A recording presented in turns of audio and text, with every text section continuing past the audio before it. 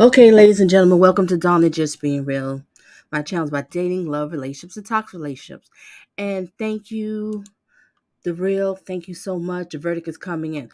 All right, so we're just gonna get hit the verdict. I'm just gonna have it on here um for the verdict because it should be starting like in about 10 minutes. And I just want to put the live on now. Well, I remember, so I won't miss anything. All right. So I'm gonna let it run for y'all. Where we at? Where we at? All right, and what you do is on your end, you make sure you hit the like button, share the video out to your social media, and share your thoughts and opinions in the comment section. Also, subscribe to my channel and feel free to check out some of my past commentary. All right, so you see the clock that's running right here. So we're going to let the clock run. It's going to be starting soon. All right, so don't forget, share your thoughts and opinions in the comment section. And also, thank you everybody for being here. So this is part 2. Satan's daughter, Letecia Stauch's trial, day 21. Gannon Stauch, case, verdict, watch. Ooh, I got to change this. The verdict is in. All right, let me change that one. Wish I could play some music for y'all while you wait here. All right, let me edit this. His verdict reached now. It's not watch no more. They reached the verdict.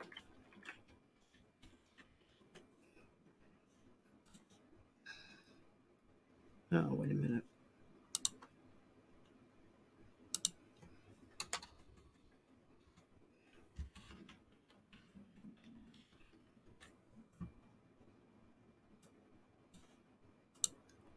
All right, yeah, the verdict is reached. All right, who we have up in here? Who popped up in here? All right. Oh, I guess everybody's popping back up in here. I know, and the real thank you. When I seen that, I was like, oh, let me stop. I was just getting ready to start seasoning some food for everybody for dinner tonight. All right. Well, I guess just gonna have to order. All right. Now we have. Make sure you hit the like, share your thoughts and opinions, and all that good stuff. Subscribe to the channel. What else I have to say? Well, you know what to do. And check out some of my past commentary. I use my channel's all about dating, love, relationships, and to help people to date smart and not thirsty. To look out for the warning signs, the red flags, okay? And they are there. We just have to be open to it. Because a lot of time when people date thirsty, they get caught up in the lust and they avoid these signs. And then they find out too later, but you're so far in, it might not be too good. Okay, so I use trial stories, I use news clips, and I also use articles, and I share my thoughts and opinions on it. All right, so I like to go deep into it because not everybody comes into your life with good intentions, but there are some good people. But just be aware of the signs. That's what my channel's about. And if you need to reach out to me, feel free. You can find my email in the description. You can email me if you have a viewer's request, or if you need a coaching in dating, love, relationships, I'm here for you or whatever. You just need to reach out to me about something. And thank you to all the people that has been blessing my channel. I really appreciate it. I really do. People has been emailing me with viewers requests or they need to get in contact with me for coaching. I appreciate it. All right. I really do. I really do. Now let's see who we have up in here. All right. And like I said, check out some of my past commentary. And Melanie is back. Thank God you made it. I know.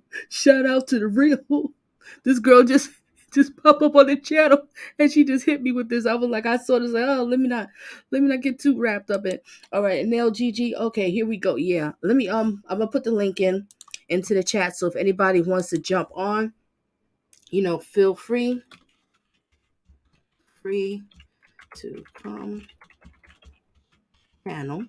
So anybody can feel free to come on the panel to share their thoughts and opinions, okay, about it. Or if you just want to come up here just to chill and hang out, you might not want to talk. I don't know. Or you just want to stay in the back into the bushes. I don't have a problem because I know a lot of people's probably at work, already finished work for the day. So thank God for that one. But so a lot of people I know they probably at work or something like that. So you're just listening in, and I completely understand. I just appreciate the fact that you here, sharing your time with me because you could be anywhere else. Yes, you can. There's plenty of channels out here. You ain't got to be here. So I appreciate anybody who's here, who giving their time. I do. Not like a lot of these other channels. They don't appreciate it. No, they don't. No, they don't. All right. Let me put this link in. And here's the link. And also, let me give a shout out to YouTube. Yes, shout out to YouTube. I have to say, thank you for sending me such great subscribers to my channel. The people that's into my commentary, find value in my commentary, and watching my old commentary. That means a lot to me. So shout out to YouTube. Thank you. Thank you. All right, the link is in there. So anybody want to pop on? And I hope Nell Gigi, you popping back on and Melanie. Okay. And what Lisa says is the verdict in. That's what she said. The verdict is in. So we waiting. See the clock. I hope everybody see the clock. We got 4 minutes, less than whatever. The clock is there. The clock is there. The clock is there. All right. Now, what else do we have here? And there go one busy mama. She tuning in. Okay, Melanie jumped on. We got Melanie in the house. All right. And the real says, buckle up, y'all. Here we go. Exactly. Here we go. This is going to be insane. Chris, how's the kisses sneaking? When your lawyer tells you not to start a war. Wait a minute. Do I have to write? What do I do? Okay, I have 4 minutes, so I'm going to mute for just 2 of those 4 minutes, okay? Okay, girl. You do what you got to do. I might have gotten a little bit of a bagel, but I might have not planned ahead and gone to the bathroom. So hang tight, everybody. We all was Get just your like, verdict forms out so you can take your notes. I grabbed my verdict form. This will be the last thing from my file until appeals. Okay, I'll be right back. All right, gotcha. All right, and a hug city to you, Chris. Justice for Gannon. I want to see a whole bunch of blue hearts. Everybody put blue hearts in. Blue hearts and prayer signs. Let's do that now. Please. Where are you, Jackie? Jackie, I hope my girl's coming back. Yeah, put out some blue hearts. Jackie, you coming back. All right. Yeah, so we just wait here. You can hear everything clear. Nell GG, you good? All right, we're good. Okay. All right, I'm gonna put on mute too for sex since we got 3 minutes because the lady got to go and powder her nose too. I'll be back.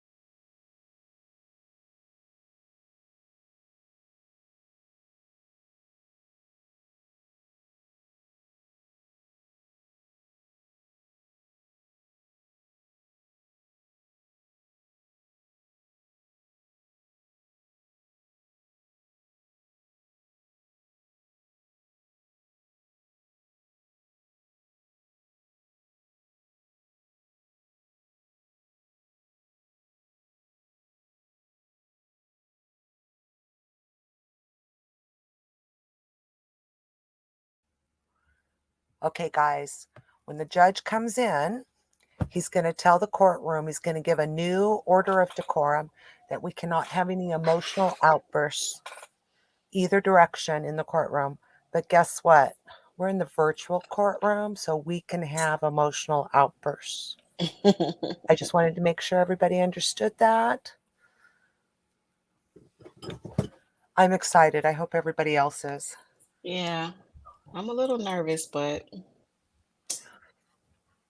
we'll see. Did you get to eat? I got a bagel. Okay. I had me a little bagel and a hard-boiled egg. Made a parfait. Do I sound static or far away? You sound perfect. Okay, these AirPods, I don't know. I don't know. I don't think they're worth the money, but I'm pouring coffee. Don't listen. do you like cold brew or you still do hot coffee? I'm still on hot coffee. It's not all that warm here in rural Idaho. Okay. I love cold brew, but I have GERD, so I have to be careful when I do coffee.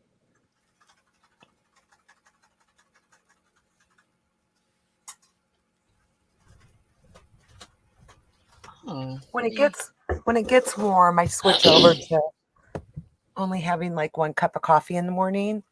But I'll stick my leftover coffee. I'll still brew the pot, and then I freeze ice cubes of coffee. And so in the afternoon, I can have iced coffee. Mm. Yeah, I have to do like coffee maybe twice a week because if I don't, I'm telling you, it irritates my throat so badly. It's so uncomfortable. Oh, man. Yeah. If I had to give up coffee, I think I would maybe be homicidal. It's been so hard. Well, you know what? I used to work night shift at the hospital, and when I got off, I would do coffee and then breakfast. And of course, I want to go to bed. I've been up all night, so I would lay down, and that was a big no-no because the coffee started irritating the lining of my throat, and then it started at my stomach because I guess with it being so acidic. So I have to be careful,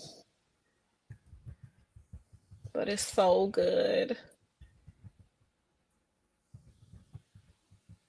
Let's see.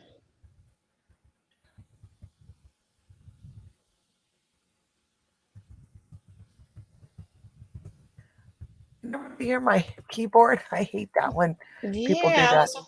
that's your keyboard? That was my keyboard. I was trying to type fast.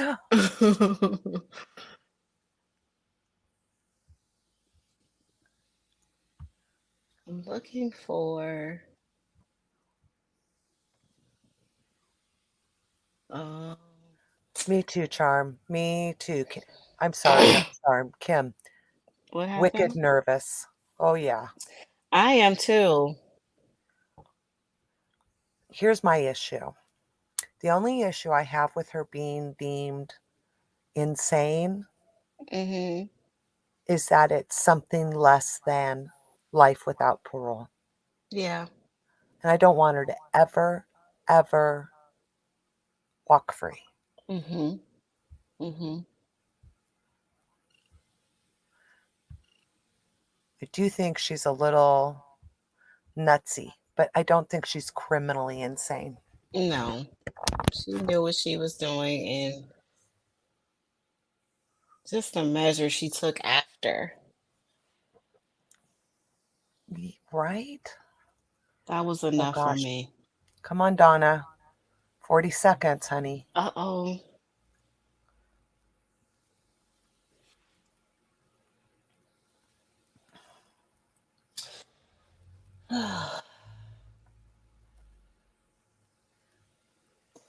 I don't think she cares either way though. Thank you, ladies, Nisha. for holding it down here. Oh, we got nervous. I was here in the middle of talking. It is kind of a little bit like, what the heck? What's gonna happen? Oh, Because it's the point the way it is. It's like, is she insane or she's not? What did the doctor say? What did the jury think? You know, such and such. right. I don't even know how to go here because at first I was kind of thinking, I ain't gonna lie, that they're gonna go for she's insane, not guilty, insane. But after Hmm. that Wednesday, after wait defense got creamed, I said, Dr. Lewis, she damaged anything that was possible. That's what my opinion. But things could change because now they got all these questions. I don't know. I I don't don't either. know. I don't know. And thank you everybody for putting out the blue hearts for Gannon because Gannon, little man, buddy, this should have never happened to you. You did not deserve Never, Mm-mm. this. This never. happened to you because Mm-mm. I'm sorry, the faults of the adults that was around you. They were so busy Hmm. around themselves, worried about themselves. You was not put first, and this shouldn't happen because this monster right here took away you graduating, having your first girlfriend, learn how to drive a car, graduate from Hmm. college. You understand? Making friends, whatever he wanted to be, a fireman, a police, or I don't know, whatever he wanted to be. But this evil chick took it away, and this man, yeah, I'm talking about you, Al, Dad, should have made a better choice of who you're gonna bring around your children. Should have But made a better, Donna, we're learning from those mistakes. We're learning from the yeah, mistakes. Gannon paid exactly. with his life, but we're going to learn to do better. Exactly. And that's what it's all about to learn here.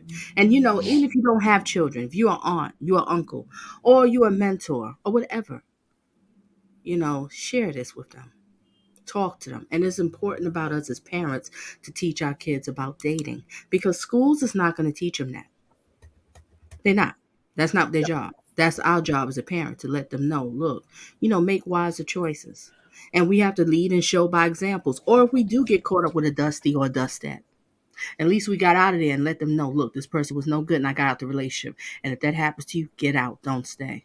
But when you do stay in bad relationships, kids grow up and they see it. So this is what happens. The girls will grow up thinking that they supposed to be abused too because it was happening in their home. Or the boys are going to grow up and be abusers because this is what they learned. This was taught at home. And who did I just see pop up in here? Somebody just popped through the bushes here. Oh, Lovejoy came up in here. Well, blessings to you, girl. Blessings to you. All right. I see the purple hearts. I hope I'm not missing everybody's comments. I might be missing some people. I know I just see Black Lady Jane. The LGG is up on the panel. Melanie's up on the panel. And Chris came back with the blue hearts. Yes. Lisa, my dear, came back too. What else? What Chris says right here. Been following this case from day one. Justice is finally here for Gannon. Oh, yes. All right. The real says, I found your channel a bit back when I watched Brooks trial. I'm glad I remembered how much I loved the commentary and found you again today. I hope you do more like this. You're so welcome. And yes, that's what my channel's all about. And you're so welcome, Dia. I'm so glad to have you. And everybody, all y'all. Y'all great. Y'all great. Because you find value in my commentary. That means a lot to me. That's what it's all about. All right, Black Legend says, I'm so nervous. I'm nonstop munching on some what got Dito snacks. No, those addicting. What is it? What are they called? I can't remember the Garditos. Garditos? I think I might be saying wrong, but I know what she's talking about. I've seen those. Yeah, I used to have those sometime at work. Can't stop. Okay. Love Joy. Yes. Hugs and kisses to you, beautiful. Okay. And who else? Did I miss anybody else? Let me go here. And who else creeped through the back door up in here? Oh, excuse me. Realist, and bless you to you. Realist popped up. He wants to know the verdict too, don't you? You want to know the verdict too? And blessed to you, Realist. Hugs and kisses to you. And Melanie has that. Allergies. Oh, Oh, sorry, y'all. oh, this is the allergy time. Oh God, my youngest is going. Please. Mine was too. I thought I had COVID. Thank God it wasn't in my middle. Is he the middle? Yeah, the middle child and then the baby. And you know what's messed up with when you have to, with not like this, but with the allergies, especially when there's the Hmm. peak of the COVID. You know it's just allergies. You're like, oh, you might got COVID. No, it's allergies. Hmm. So I felt Right. sorry for the people that was suffering with allergies because people gonna look at you like, girl, get away. Hmm. Oh boy. It was like this dry cough, and it was terrible. Um, um, um, Black Lady Jane said to me, Al hurt Letitia, and Letitia hurt Al more. Hmm. Yep. Ooh, those are Yep. some big Yep. Yep. words. Ooh, So true. why Black Lady Jane do that all the time? God, those are some big words. She come in hard. Wow. I can't argue with you with that one. She sure did. Okay, the court is late and this judge is super punctual. So Right. I'm wondering if little Tisha is acting out. Oh Lord. Would you say get a glass of wine? Girl, I was thinking about that too. I'm like, I already finished work for the day and I'm sitting here. I was like, should I get me some wine and stuff? And then I was looking, I don't have none. Jeez, I don't have none. Oh no. Gee, I don't got none in the house. I finished. Well, maybe I don't need nothing because I tell you, I've been partying like a rock star last weekend. I was That's having okay. tequila. I was having what? Mm. Because Cinco de Mayo was Friday. Okay, so I cut Hmm. loose. Then we got the Kentucky Derby, whatever I'm trying to say. Saturday, cut loose. So I think Mm. maybe I need to sit down. Maybe that's what we call it. Yeah, you don't live once. What wine do you like? Which one is your favorite? I like the red wines, not Okay. too sweet, not too dry, That's and white. me. Yeah, in between, nothing too You much. like Stella Rosa? Never had that one. Really? So it's sweet, not really dry, but a little sweet, but not like Moscato, and it has a little bit Oh, of. Moscato, just keep that away from me. I Oh don't my want God. anything to do with that. And what's the other one? What's the other one that's real sweet? Reese, it's like liquid sugar. Riesling is called. I think I it's think called. Riesling is dry, isn't it? No, I think that I one's a don't red. remember. And wait a minute. Oh, who did I just see up in here? And Francine popped up in here. And thank you for the blessing for the channel. I'm here. Oh, yes, you are. Judgment. This is judgment. Yes, it's judgment. Yeah, we all nervous, aren't we? Yeah, we all nervous. Mm-hmm. We all nervous. Yes, we are. But yeah, I was saying I believe Riesling is sweet if I'm correct. I know definitely Moscato, but some people Mm-mm. love it. Mm-mm. I like the dry, and if white wines, I prefer the Pinot Grigio or maybe Chardonnay. Yeah. Depends. The I like Chardonnay depends who makes it, because not everybody's Chardonnay is good. I Mm-hmm. kind of like the red wines. Mm-hmm. Mm-hmm. I like the Italian, so give me a really good Chianti. Mm. Yeah, Really thank you, dry. Black Lady Jane. Oh, you That's like right. it really dry? I like a really dry red. Mm. So I All right. really like I really like Chianti. So you Okay. like Merlot and A good Mer- Merlot, yes. yeah, Merlot is good. I'll do the Cab. Cab is not so bad, or Mm-hmm. Shiraz. It depends Mm-hmm. who. Shiraz is good. But long as it's not, sweet. I can't even do too much sweet drinks either. And Yeah. thank you, Black Lady Jane, looking out. Yes, justice again and justice again. Oh, here she go again. Francine, don't play. Got a mega pint of my time. That's what I'm talking about. Oh, I wish I had some of that right now too. Oh, you like the Pinot Noir? Now that's good too. That's good too. Mm-hmm. That's more of a lie. It's not as dry. Oh, it depends on what you eat. That's another thing too. Depends on what you're eating. Yeah. All right. And that's it. You are passing that tray around, right? Oh my We're gosh, friends again. here, don't we share? Yeah, Friends that's what I'm share, saying. Francine. Yeah, sharing is caring. That's right. Oh my gosh. Yeah, I should have had some, but I don't have nothing. Oh well, it is what it is. I'll get some later. All Yeah. right. Where we at here? And what she Sterling has a great Pinot Noir. Now, what was the one that you said? Now, Gigi, you said Stella Rose. Yep. Okay, I'm gonna check that out next time. Stella Rose. I shall check that out. All right, yeah. What's taking so long here? Like you said, the judge is always on time. Oh He boy, he is punctual, so I think it's Very. Letitia. let me She make needs to sure. just give it up. You never know. You have a point. She could be going back there doing her little, drama act because she wants attention, and oh, I can't take this. I'm in pain. Oh, some whatever crap. Oh, Well, Looks like it's all of getting her ready to pretrial rain. stuff, she refused to go into the courtroom. So then the judge signed an order to put her into the courtroom and use by any force deemed necessary.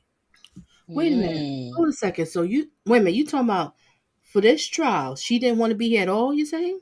Correct. So all of her pretrial Oh, hearings, she refused to go in.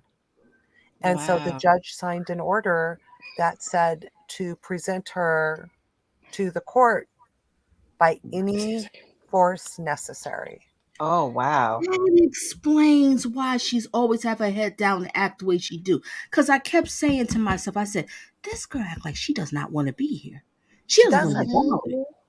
She I tried to did get out of not it. know. I was like, she always have that look like, look, I can care less. Send me back to my cell.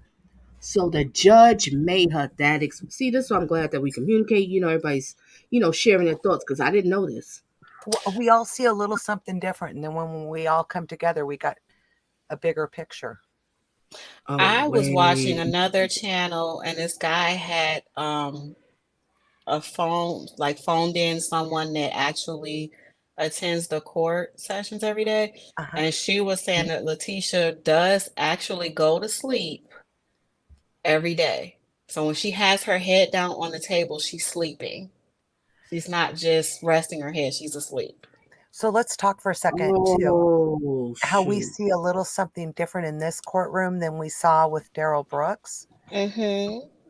This Yes. judge is in charge of this camera, so he doesn't let us see her being cuffed or Right. secured to the floor, and we don't Mm-hmm. see all the uniformed law enforcement officers guarding her. They're in Right. plain clothes and in the back row. But you Mm-hmm. see every when she stands up how she always adjusts something under her shirt around her waist. Yes. That is a shock Ooh, she belt. does. I Oh, heard that Melody that it was a shock device under her. Yep, it's a shock belt. And that's how they protect her appearance with the jury so she doesn't look like she's a locked up child killer while Right. she's on trial. And they keep the uniformed officers to a minimum. But there's a really pretty, a short black lady that's always in uniform, and she comes from the back row, and then she approaches and she stops and she watches the camera, and then when she gets the all clear that the camera has been killed, then she goes in and gets Letecia, cuffs her, Mm. cuffs her to her waist, and then unhooks her tether. She is tethered to the floor, Wow. Yeah, I heard just that. like Brooks was. Wow. So So my bet right now is Letecia is throwing a tizzy fit because Excuse me. they the state made it very clear the entire family was local. Yeah. oh, Or they could she. be having a hard time housing all of the Oh, press, yeah. He did say that that would probably be an issue. but they have an auxiliary courtroom with a live feed. Woo wee.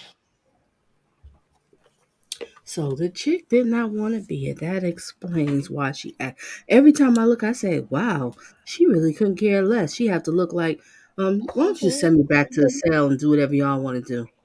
I really Well, don't I care. remember when she was getting what they call it, admonished or whatever, when she was putting up the finger. Remember that? And the Uh-huh. judge was telling her, Oh, like, well, I can just have you removed from the court and you'll stay there until we go on break. And then I'll check on you. And if you want to come back and you can act right, I'll bring you back. If not, then you'll stay there. And when he got done, she stood up and she was like, that sounds good to me. And then she started laughing. mm, Okay, so mm. here it is, you guys. It was Okay. March 1 this year. March 1. It says order directing use of all force reasonably necessary to secure the attendance of defendant at trial. And that's what's filed on this case's at the court. This is what's up in public records. Wow, Mm, this is mm, mm, crazy. mm. She did not. This woman could really care less. And she does not regret it. I think the only thing she would No. probably say, if you was like sitting with her and she would be really honest with you, be like, "Do you regret this?" Nah, not at all. Nothing. Only thing I do regret, I should probably kill Al too. I think that's the only thing she'll say. I should have took him along with her. But I don't think she regret anything. She does not regret what she Mm-mm. did to this boy. How she did nothing. Or I think say, she you just know what I doesn't regret? want us. Huh? Sorry. Oh no, just saying she just don't have no regrets. She wanted the boy gone, and only reason why I said that she'd be wishing that she got Al because it didn't work her plans. Because she thought if she get rid of him, Al come back. So she realized, oh, Al, you wasn't, so you can go too. I'm a little sick and tired when I be doing these trials. What bothers me is people thinking they have the right to do God's work on if Hmm. you should live or die. Who are you to choose if a person should live or die? Now, self defense, I understand. Somebody's coming after you, you have to protect yourself and you kill a person. I completely understand. But just to go out here and just to kill somebody, oh, Yeah. well, I'm mad because she broke up with me and I don't want her with nobody else, so I'm just going to kill her. Who are you to Right. do that? Go up in a mall and shoot up a mall. Oh, People in there that don't have anything to do anything to you. They just come in there. It's a nice day to go shopping. People, Hmm. or somebody at your job. They hate the job. They mad at the boss. You don't even like it there yourself too, but it's a job. You there. So they decide I'm gonna shoot Right. up the whole workplace, right? You hear these stories like they so happy there. They probably don't like the boss either. But it is what it is. Right. And then they're gonna shoot up the whole workplace, taking people's mothers, fathers away, siblings away, children away. How can you do that? How do you sleep at night? How do you sit there and get like the guy who did it in New York, got on the train and started shooting? I'm surprised no one died from that. Nobody got hurt, thank God. But why would you do that? You know, like that crazy person. I forgot his name. I can go into this stuff. Went on the plane. He was crazy. I don't know why nobody saw the signs. Remember? And he decided when the co-pilot or the head pilot, whatever it was, stepped out to the bathroom, he locked the door, and the whole plane went down What? deliberately. Yeah, don't you remember this happened a few years ago? Oh I no, don't I know. With gotta. Dreading, I think Dreading might have did commentary because I was going back his past I could be wrong. I think he did do commentary on that person because I saw it. I said, "Wait a minute, you doing commentary?" I was like, "Ooh, let me stop talking. Let's get it." Uh-oh. I don't have a camera button over here this time. Which one? They're not on yet. Oh. Okay.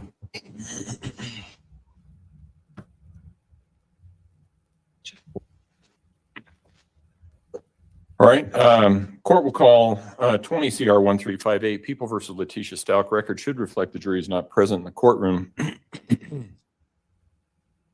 I've been advised that the jury has reached verdicts in this case. Before I bring the jury in, I want to remind everybody of a couple of things. First of all, if you have a phone out, put it away, unless you are in this front row.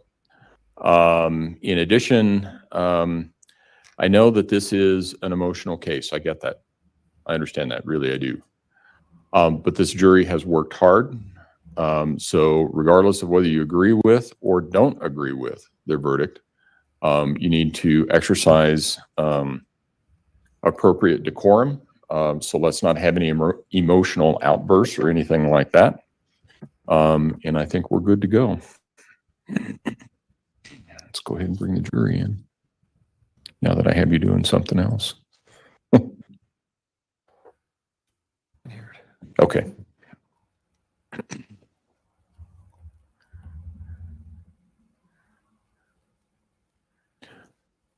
But they all seem to be on.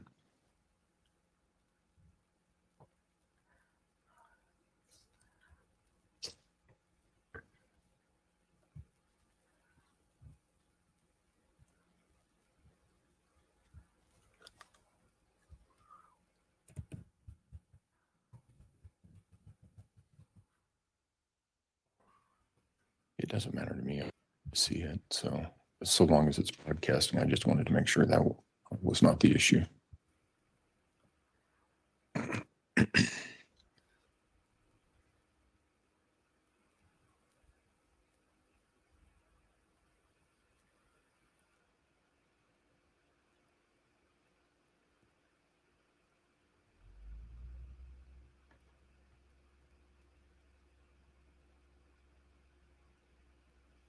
All rise for the jury, please.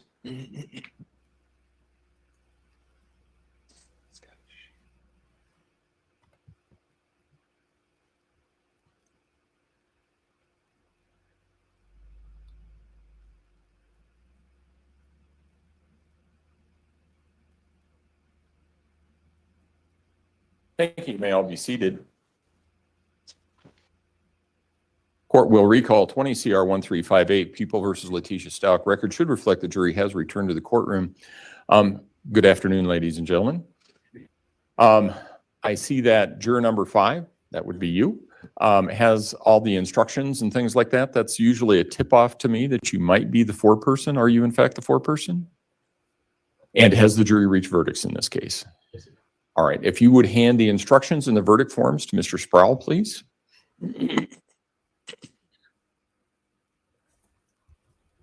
Thank you.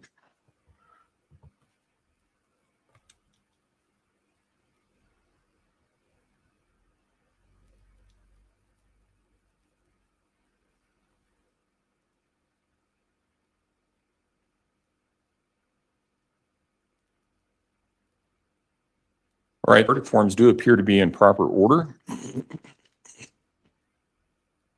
I will have a question for you because there's some extra writing on here, but I think I understand what's going on. So with respect to count number 1, charge of murder in the first degree after deliberation. We, the jury, find the defendant Letecia Stauch guilty of count number 1, murder in the first Thank degree after God. deliberation. With respect to count number 2, charge of murder in the first degree, child under 12 by a person in a position of trust. We, the jury, find the defendant Letecia Stauch guilty of count number 2, murder in the first degree, Glory to child God. under 12, position of trust. With respect to count number 3, charge of tampering with a deceased human body. We, the jury, find the defendant Letecia Stauch guilty of count number 3, tampering with a deceased human body. With respect to count number 4, charge of tampering with physical evidence. We, the jury, find the defendant Letecia Stauch guilty of count number 4, tampering with physical evidence. Yes. I wanted to ask the jury, or actually the foreperson, there is some extra writing on here with respect to question number 1. There's a cross through and some initials. And then Did you know you can receive free cell phone service?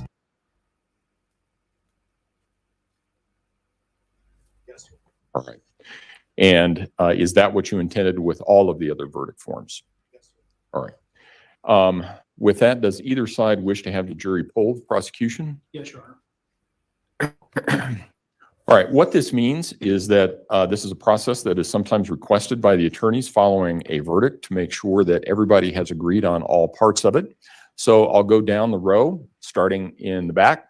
Juror number 1, is this and are these your verdicts? Juror number 2, is this and are these your verdicts? Juror number 3, is this and are these your verdicts? Juror number 4, is this and are these your verdicts? Juror number 5, is this and are these your verdicts? Juror number 6, is this and are these your verdicts? Juror number 7, is this and are these your verdicts? Yes, sir. Juror number 8, is this and are these your verdicts? Yes. Juror number 9, is this and are these your verdicts? Juror number 10, is this and are these your verdicts? Juror number 11, is this and are these your verdicts? Juror number 12, is this and are these your verdicts?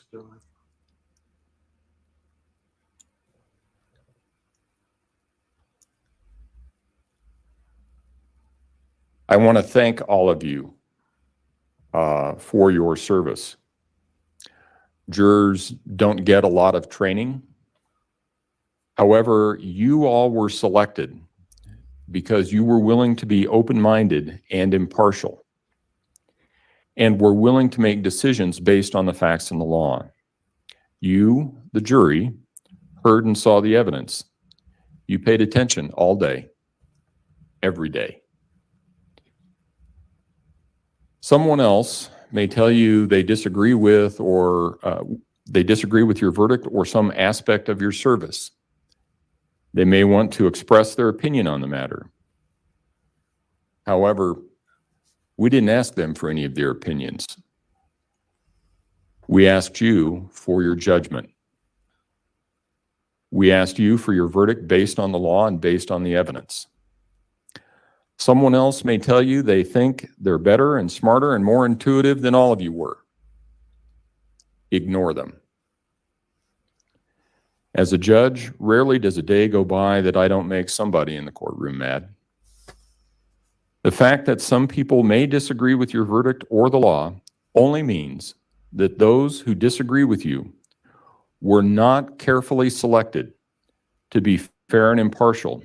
They did not take an oath to follow the law and to judge all of the facts, and they see it differently from you because they didn't see it all from the perspective you did. And they did not discuss the facts with 11 others who were also fair and impartial and sworn to the law. You decided this case. This verdict is your verdict. And this is the verdict in the case. No poll, no approval or disapproval, and no press analysis changes that fact. This is the verdict in the case. The press or someone else at some point may wish to talk to you. We live in a world of exceptional voyeurism in reality TV, and this is about as real as it gets. They may try to dissect the evidence, your thought process, and your decision. It's a free country. Anyone can ask you anything about your verdict. You can answer if you choose. They can also, however, respect your privacy and allow you to contact them only if you want to talk to them. And if you don't want to, you don't have to talk to anyone about your verdict. If you do talk with someone, you can tell them as little or as much as you like.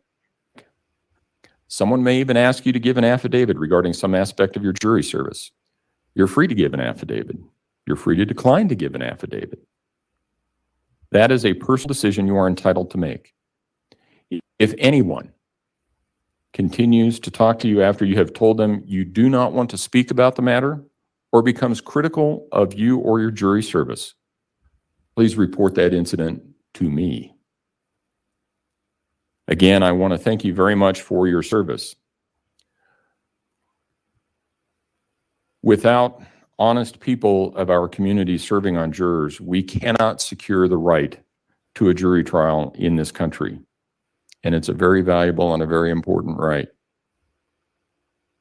I want to leave you with some language from a case that was decided by the United States Supreme Court in Louisiana versus Duncan.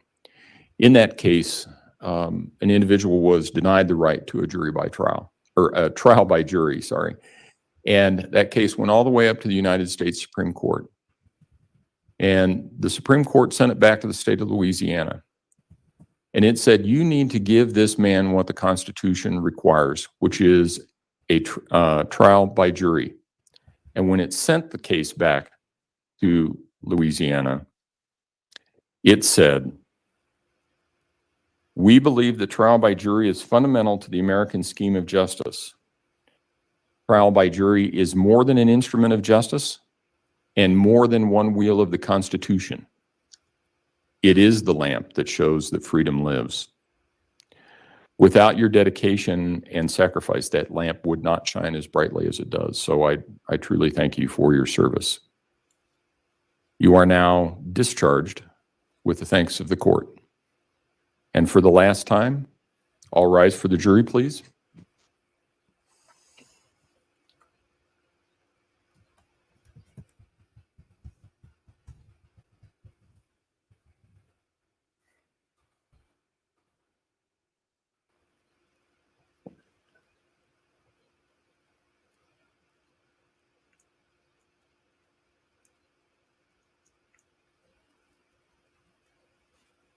Thank you. You may all be seated. I don't know how you want to proceed on sentencing. I do need to talk to the jury for a few minutes because I need to tell them some things about security issues, counseling issues, and things like that. So I do need to talk with them for a few minutes. I also didn't know if the family, the prosecution, anybody wanted to have some time to process the verdicts. I also understand that everybody's been here for 5 weeks, so I get that part too. So I'm open to whatever you want to do with respect to sentencing, but I probably am going to need at least a half an hour with the jury.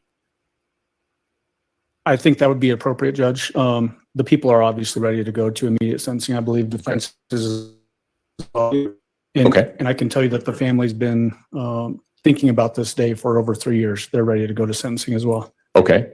Then give me about 30 minutes and we will come back and proceed to sentencing at that point. Ooh, All right. wow. This judge ain't nobody to play with. Yeah, don't play with this judge. He's on Mm-mm. it. I appreciate him though. Look how she's just standing there. Let's point out that the defense didn't say, oh, we need a minute or a Mm-mm. day for Letecia's family member to get here to speak on her behalf. Now she's smiling and just yawning and stretching. She is just, oh, Off to What prison, they baby hugging him girl. for? What they hug? I think I see Al back there with Landon. Oh. I think the blonde lady that has the notebook in her arms, Mm-hmm. that is, I can pull up her name. She's the private investigator Why for everyone the is buying this new defense. affordable vacuum cleaner. This affordable robot vacuum was invented. Oh, where Miss Donna? Okay, I it's the want a who? robot vacuum. I do too. Does it work on carpet? I need it for my kids because they eat crackers and stuff and gets all over the They place. work on So carpet. they got Caitlin, it set with the commercials. Y'all can keep talking. I'm trying to find a picture for something. Look at Oh, her. Look at her. Y'all can keep talking. I was trying to find something on this thing to put oh, up. you said that was the investigator for who? for the defense, she got Oh, the kind taxpayers of Colorado paid for her private investigator, and her name was mm. Caitlin Crack, Oh, and okay. she's been in the courtroom every day. Mm, mm, mm. I'm so glad this is over. Man, hold a And second. Let me get this clear. Did So they're gonna do sentencing today? in Yep. 30 minutes, sweet pea. Mm-hmm. Oh, they really trying to get this. Oh, this is good. Okay, all right, all Yeah. right. That's why Let I me go said back. this judge is nobody to play with. He is done with this. Yeah, because I was listening, but I didn't think. Yeah, I heard what you said, but I was like, nah, y'all could be saying what I think you're saying.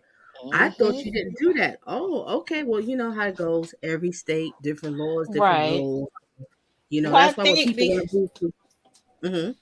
I'm so sorry. I got a bad habit of doing that. Oh no, no, no, no, no. Look, just go ahead. Say what you gotta say. I'm just mumbling. Go Oh, on. I think that the reason why he wants to do it today too is because a lot of people are from out of town, like Landon's Um, family. So I think he just wants to go There's ahead and knock it all I see what you're saying. He take consideration. You know what? out. And that's the Mm-hmm. problem with us human beings. A lot of us don't have consideration, and think of different things. That could be Mm-hmm. something he's thinking about. I got people traveling back and forth. We could just knock it off right here. I'm sitting in the courtroom. It's still early. The jury's here. Mm-hmm. Just be done with it. And that sounds Right. good. Good to me. Mm-hmm. Yeah, the chick was yarning. I saw that. All right. Mm-hmm. What else? The real says, God, I'm glad that we. What is this that came up? Is that supposed to come up on here? The WebEx something? I didn't do this.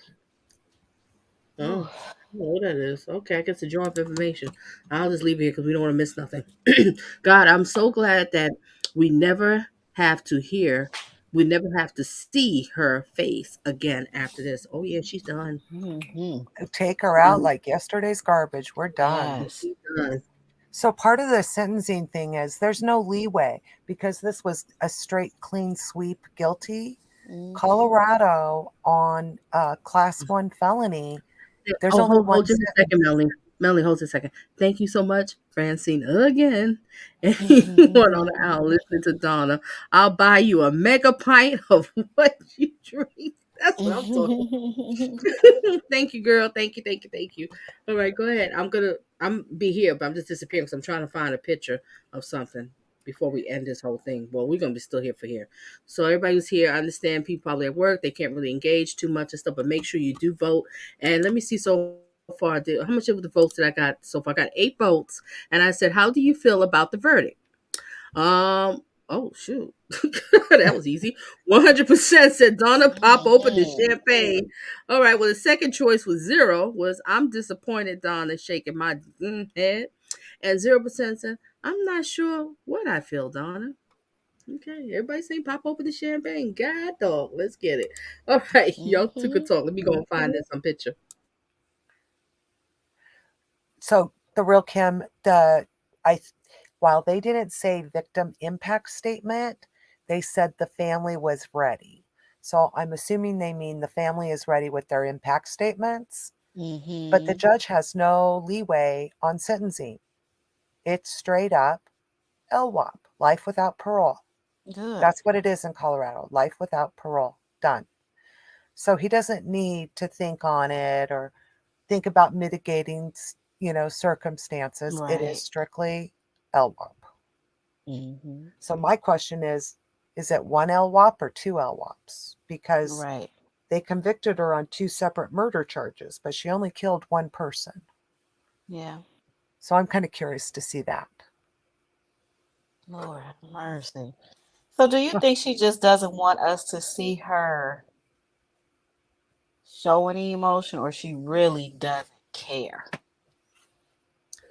I don't think she ever thought she had a shot. Hmm. I mean, they would have been. Don't you think her attorneys would have been negligent if they had told her she had a shot at an NGRI? I mean, Let me ask you this one. What did you think, Melanie, of her actually wanting to representing herself? Now, that's what I just recently learned. I think through you or something like that, that she yeah. wanted to represent herself, but she couldn't because you supposed to be, you saying you're insane. We can't do that. Then you're not insane. I guess Well, that's what you're saying. That's why she can represent herself. she was representing herself. I don't know for how long. And Oh, so so then a moment. all the evidence, all of the Mm-hmm. discovery ends up in a cell with her. And Mm-hmm. this is before she had her sanity hearings. Mm-hmm. So now she knows what's in there and she can Right. develop a story that covers their evidence, Mm-hmm. right? So it was before she changed her NGRI. She lost her law library privileges because she wouldn't get her hiney out of bed and go to the law library during her scheduled time. She wasn't going to be told what time of day she could use the law library during the pandemic because Mm-hmm. that's just who she is. So then they had to file that with the court, and then the court said she has to have a lawyer, and they appointed alternate counsel. And then her plea went to NGRI. Mm-hmm. Yeah, I think she just wanted to see what evidence they had, how they caught her, and all of that. Yeah, Mm-hmm. yeah, That's all that was. And like you said, Melanie, come up with a good story. Now I got to come up with a good. yeah. Oh, well, didn't work. Yeah. Okay, 30 minutes to sentencing. Wow. So probably what do you think, like 225? What time is it now?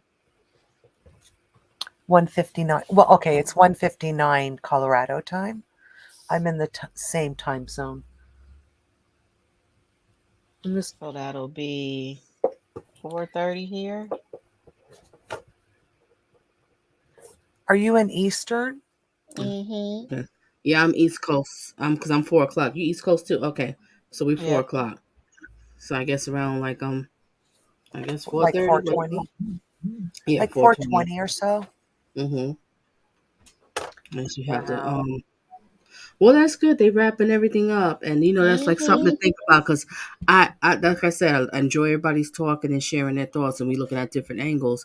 And this woman have to travel back and forth. She's probably, and she has children herself who's watching the kids, babysitting, and Yeah. the traveling, she's missing work. Some bosses don't have understanding. They be like, well, Mm-hmm. if you can't be here, somebody else can, gotta go. You got some of those heartless bosses out here. Then you have some that's really understanding. They'll sit around here and collect money and give you some money on the side. I'll pay for your airline ticket. You go out there and get justice, girl. You understand? But some is like, well, I'm sorry about what happened to you, but we got a job here and it has to be run. And so she could be on the verge. Mm-hmm. She might have lost it, or she's on the verge of losing her job. So it's a I, lot of wo- things to think about. I I'm talking wonder if about Landon, the biological mother. Go on. I wonder if little Lena is going to give a impact statement. Oh, Oh, that'll be. How old is she now? She's what, Um, 13, maybe? like Oh, 11. 11 or 11. 12. I would say Mm-hmm. 13, 11. So at that time she was 6? No, 8. 8. 8. He was 8. And that's okay. Sorry. Got the math wrong. I'm still looking for this picture, y'all, ladies and gentlemen. Mm-hmm. Oh, God, I'm getting annoyed. Landon is getting ready to let her have it. Yeah. So Watch. I think the other thing you're going to see different in the court now is when we come back for sentencing, now you will see uniformed law enforcement surrounding Mm-hmm. surrounding Letecia because, we got to protect her. We couldn't protect Oh, an you think they'll 11-year-old, have in but her let's protect jumpsuit her. already? And Right. they'll be in the aisles, and they'll be extra and to maintain the You think safety. they'll have her in her jumpsuit already? She's gonna be No, handcuffed. No. no, Okay. no. What If about the she left, handcuffs? pardon? What about the handcuffs? I don't know. I mean, each state kind Yeah. of runs a little different, but so within a state, each circuit runs just a tiny bit different too. It's kind of up to the judge. Yeah. But I think we'll see her cuffed today. I think when it's Yeah. done, they'll let us see her cuffed. Good. Yeah. Interesting. Because the jury, they're gone. He said he had to talk to him about something, but they're done. So they don't need to be in there for the sentencing. Correct. Right. But remember, like on Murdaugh, they released the jury and they were doing Mm-hmm. sentencing the next morning. Mm-hmm. And he told the jurors they could be there for the verdict or for the sentence. Oh. And some of the jurors came back for the sentencing. Hmm. So that's interesting. Mm-hmm. But we'll see. I mean, again, just like each state and then within a state, each court runs just a skosh differently. Mm-hmm. So we'll see what this judge does.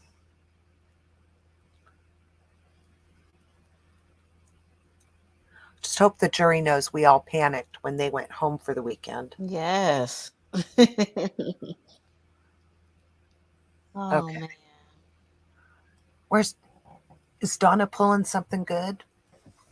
I think she said she was looking for a picture of something. Yeah, I'm trying to find a picture of something. I don't want to say exactly, but it's just something I have to do. Okay, so I'm gonna try to find a picture, and I'm having a hard time. Lord have mercy, but I'm still here. I'm still here, and I'm listening. I'm Okay. surprised you didn't do the Dee Moore case, Miss Donna. The who? Which one? So Dee Moore, this guy had won the lottery, and Hmm. did you hear about the story? No, No, he I'm just won the laughing like, lottery, huh? and a lot of people were just after him for his money, and he wasn't the type of person to say no, so he was giving money, helping people, giving money. Oh, And this lady, Dee Dee, I can't remember how she learned about him, but she befriended him and basically told him that she would be his quote unquote financial advisor. Now, mind you, the guy, his name was Abraham Shakespeare. He was illiterate. He didn't finish, um, he dropped out eighth grade, so he couldn't read and write well. So he was mm-hmm. mismanaging his money. And so she knew that he couldn't read or write well. So basically, she got him to sign over his bank accounts, and she said that she, I think she said she was putting his money away for him or investing it or something. But Okay. basically, what she did is she stole his money. She bought nice cars and started a business, and Ooh. then she killed him. And she had her ex-husband um, drill a hole in her driveway, and he went home. She put him in that hole, covered him up real good, and then had the ex-husband pour concrete on top of him. So his Okay. mother, I'm getting you. I'm sorry. Go on. it's okay. The guy's mother was looking for him and looking for him, and so Dee Dee was lying and pretending to be him, texting his mother, and hired somebody to call his mother, pretending to be the guy. Then she blamed it on her son, who was a teenager at the time. Then she said that I can't remember all of the lies, but it was a bunch of lies Hmm. like Letecia, and they were just outrageous or whatever. And you can hardly find her story on YouTube anymore. I don't know why, but it's out of control. I didn't hear. When did this happen? Let me look it up real quick. Because I didn't hear about that. I know there was a trial that was kind of like a lover's triangle, but I got so much into this one. I was I didn't get a chance to watch the other one. I'm gonna see if I can go back to watch a recap. It was a lovers triangle. A woman and her man came out of jail, and he killed his best friend because they was all living. All right, woman had a boyfriend, and there was another guy living at the house. He ended up going to jail for whatever reason. Like I said, I didn't catch the whole thing. He went to jail. He come out, found out that his girl slept with the roommate. So the Mm, roommate is dead. But they saying is, did he kill him? Was upset, or did she really kill him and blame it on him? It's just such a mess. I'm like, I don't know exactly what went through, but I didn't watch the whole trial. It was on Law and Crime, and I went. I was like, mm, ooh. First of all, it's not gonna work out. Why you got somebody moving in your house like that? And y'all two's a couple. Red mhm, flags. See, this is what I'm talking about. The red flags. Okay. He go to jail. She got a little cozy with this other guy, slept with him, but I don't know the whole story. So that was just. I think it's. I don't know if the trial's still going. I think it is. Might be. I'm not too sure. I'm not too sure. mm, mm, mm. I know. Well, I'll just have to use this one. Well, basically, let me pull up. I think I can pull up the picture now. This wasn't the picture I wanted to show, but it will have to do.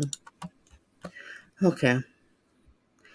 I want to pull up this picture with the West Boys. We got justice for Gannon, but we Beautiful need Yeah. boys. justice for these West Boys, and I would have been covering it. And shout out to BG because BG had brought this to me when it first came out, and she contacted me. Yeah, she first started on my channel. Love you, girl. Me watching replay, and she was like, she left me a message like to cover these boys, and I said, I didn't hear about these boys, Mister. What are you talking about? She didn't get enough coverage. And then it came out, and it's just so horrible that these low lives. Wait a minute, let me see if I can pull up these low lives here. We touched on a little bit earlier before.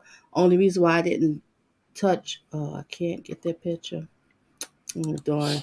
I didn't touch up on this situation. Like we said, is it's all on some sort of website or whatever. You can't rewind. I can't do the notes, but I would have definitely covered this too, because this is really sad what happened to these boys. And what's sad about it is they wasn't wanted from the day they was born. Mama and daddy didn't want them. Then they was adopted, foster kids, and then adopted. They didn't want them, and what happened? Now these boys is dead. And what's sad, we Mhm. found out is it seems like when I'm watching this lady's channel, I can't remember her channel offhand. I'm gonna try to find it before we leave here. What she's basically saying is in the court, it seemed like it was the mother who's the evil one. We always think it's the dad, but it's the Mhm. mother that was doing a lot of abuse Yeah, I and heard hurting that. these kids.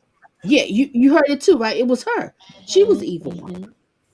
And I've done The past state. commentary, and everybody want to see it.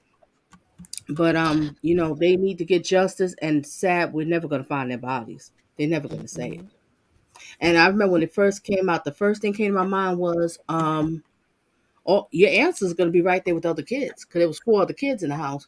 Ask them when's the last time you seen your sibling. That's it. That's the answer right there. mhm. So hopefully, they get justice and find out exactly. I don't think we ever gonna find those kids, so that's just not gonna happen. But I'm gonna try to do a little something on the video with there, and I'm gonna see if I can ask the lady who does a channel. Maybe she come on here and talk about it. If she wants to, whatever. I don't know. I don't really know me. Some people do, some people don't, whatever. But it'd be an honor if she can and give us update about it. But there are some tubers that are, following it. That's at this one tuber. Can't remember her name too. Brain freeze, but she's actually in the court and she takes notes and she Mhm. gives, and then the one that you sent. What was that lady's name? Lawyer Mystery Maven. Mystery Maven. So it's like only 3 channels that I know of, basically. Because I But I think can, it's just because the way that it is, I guess it's just overwhelming to have to go back and, yeah, it is. That's why write notes. I'm not blaming no one. I can understand because it's a lot. And then Mhm, some people's working, you got this, it's kind of hard. And maybe the nighttime is more the time that you can sit back and listen, but you can't get the mhm. recording. You can't go back. So you kind of, I don't know. So just something else, something else. All Yeah. right. What, um, Isn't that the bio mom on that is filed a lawsuit against the Adult and Family Services? Yep, she did. Yeah. Yep. But I wanted to find out more about that situation because my thing is, I could be wrong. Like I said, I don't know too much. But like I said, I go deep and I look at stuff. When she did that, when I first was doing commentary on it, she was, crying, but I didn't see no tears. And she said, I just want my boys back. I have a job, I have a place, blah, blah. And she has all the kids. Well, then, if that's the case, why they would let somebody else adopt them? It's And hard then to take away a parent's rights. Kids sit that's in foster care until they're all grown up. right. So that's weird to me. So I don't know the ins and outs. So nobody comes gunning for me. I could be wrong, but that was weird. Then with the father, when he's talking about, I love my kids. Okay, now let's say if Mama said she doesn't want to be balded, aren't they supposed to jump? I know every state is different, but aren't they supposed to jump to daddy? So okay, when Mommy doesn't want the kid, you take them. They doing everything they can to make sure those kids go to somebody in the family before they go to complete strangers. And I'm Right. assuming that's like that in every state. So I have a little bit of a problem, but I could be wrong. I stand to be corrected. Mama, what is up with you with this lawsuit? It didn't seem like you didn't want them. Is this your money train right now? You see what I'm saying? This is what bothers me. And I think that when they first, like these sick parents, when they killed them, they figured, oh, nobody's going to care about them, these little boys. And then plus, at that time, it was the peak of the pandemic, but didn't realize when it hit, like, the news a little bit, then the social media, people's all over like, where's the boys? They started donating money. I forgot how much the money went up to find out, where these boys are. So now all of a sudden, Mama sitting around here, she probably hearing the ching ching. Really? Let me get a little bit of something. But I could be completely wrong. I'm just saying, I know where, I'm at out here, and what usually is, they do not want to send the kids with strangers. They will go to grandma, they'll go to daddy or something. So if you Right. had all of this going for you, mama, why would those kids able to be adopted? They're not Yeah. important, adopted. Right. So, I'm just And in saying. most states there's grandparents law. So Mm-hmm. I'm assuming California being a pretty liberal state, that they have grandparents law too.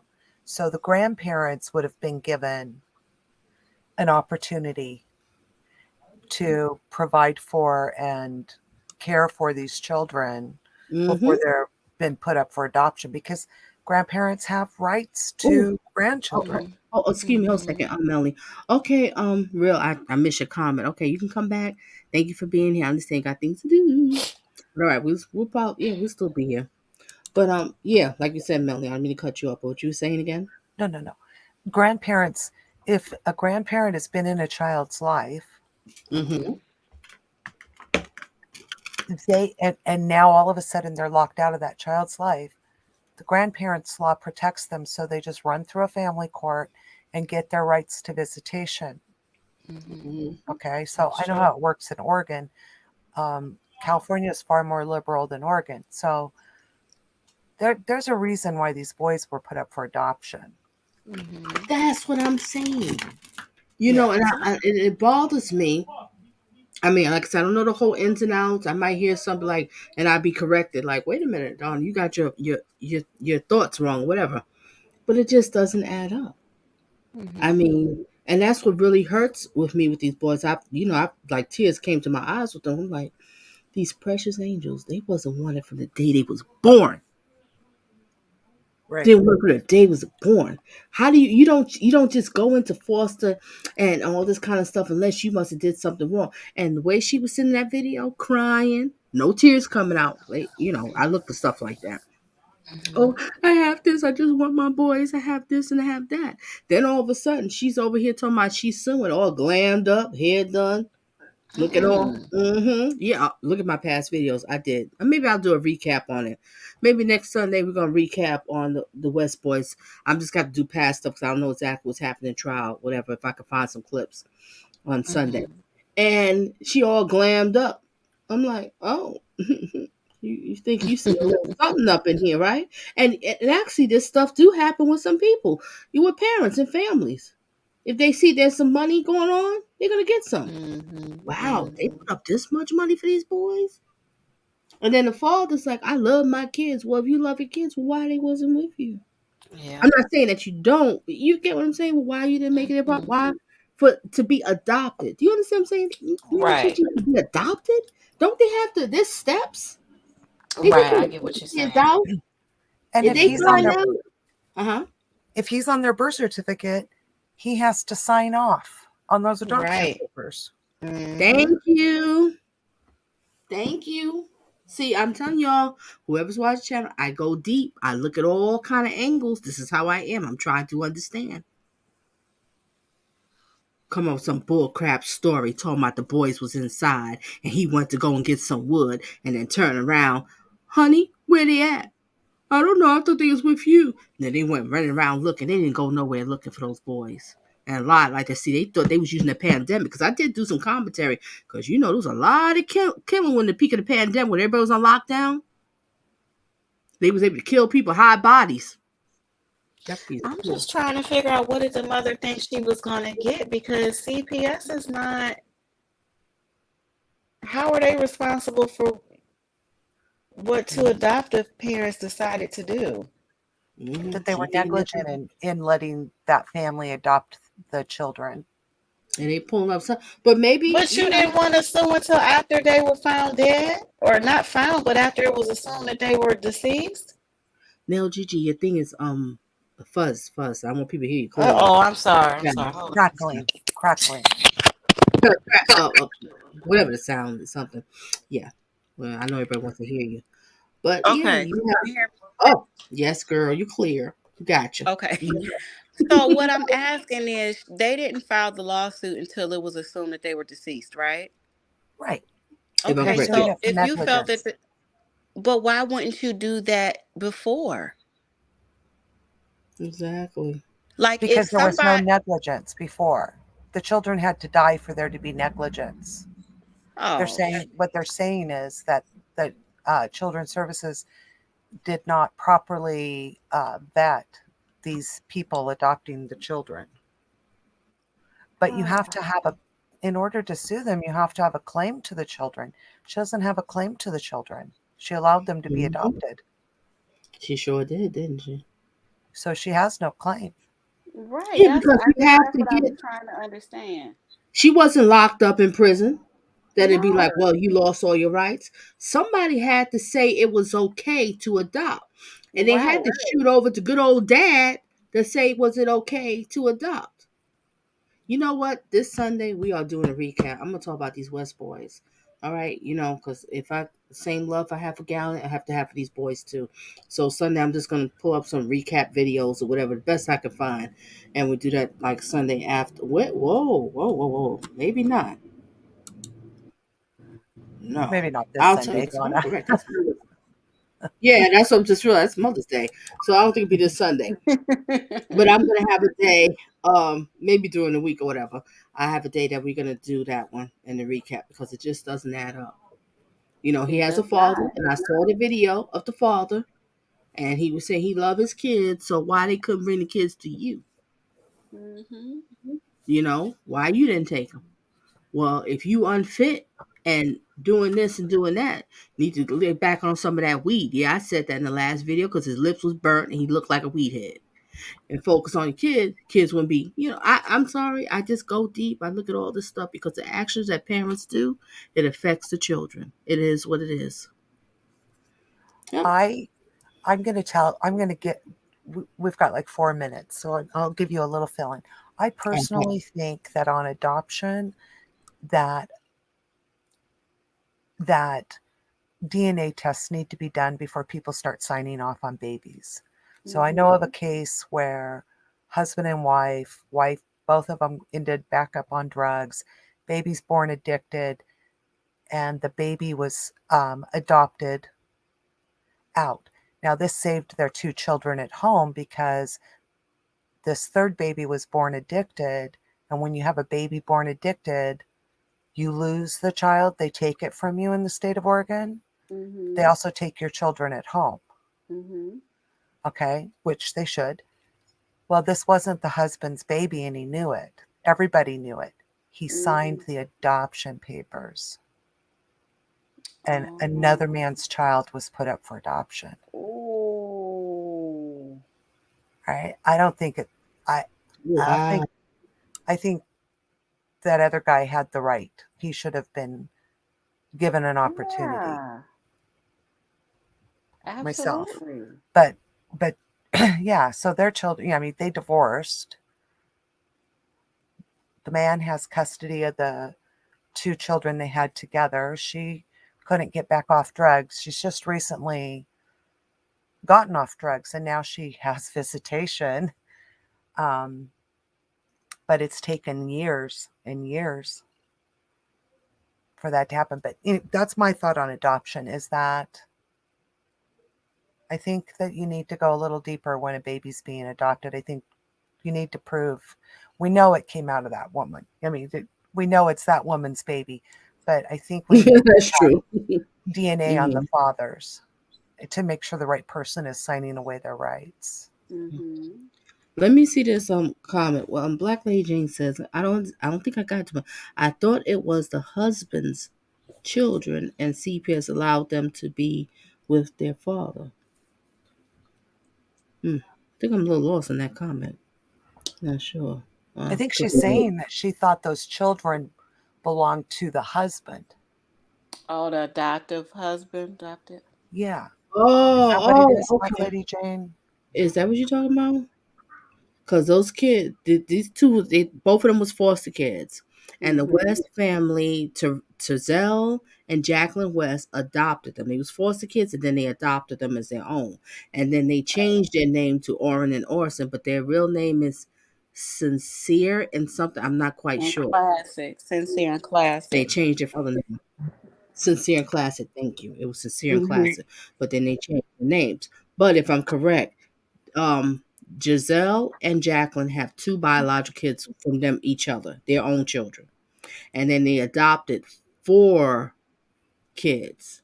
So 2 was the West boys, and there was another 2 boys. And if I'm correct, those other 2 boys, one of them that's on the stand saying, that they was abused and they got treated bad. And one day they just woke up and was like, where's Orrin? Where's Orson? Just disappeared. And they told him, don't say nothing. Something like Right, you're sure. Oh, it's Yeah. bad. Uh-oh. Here we go.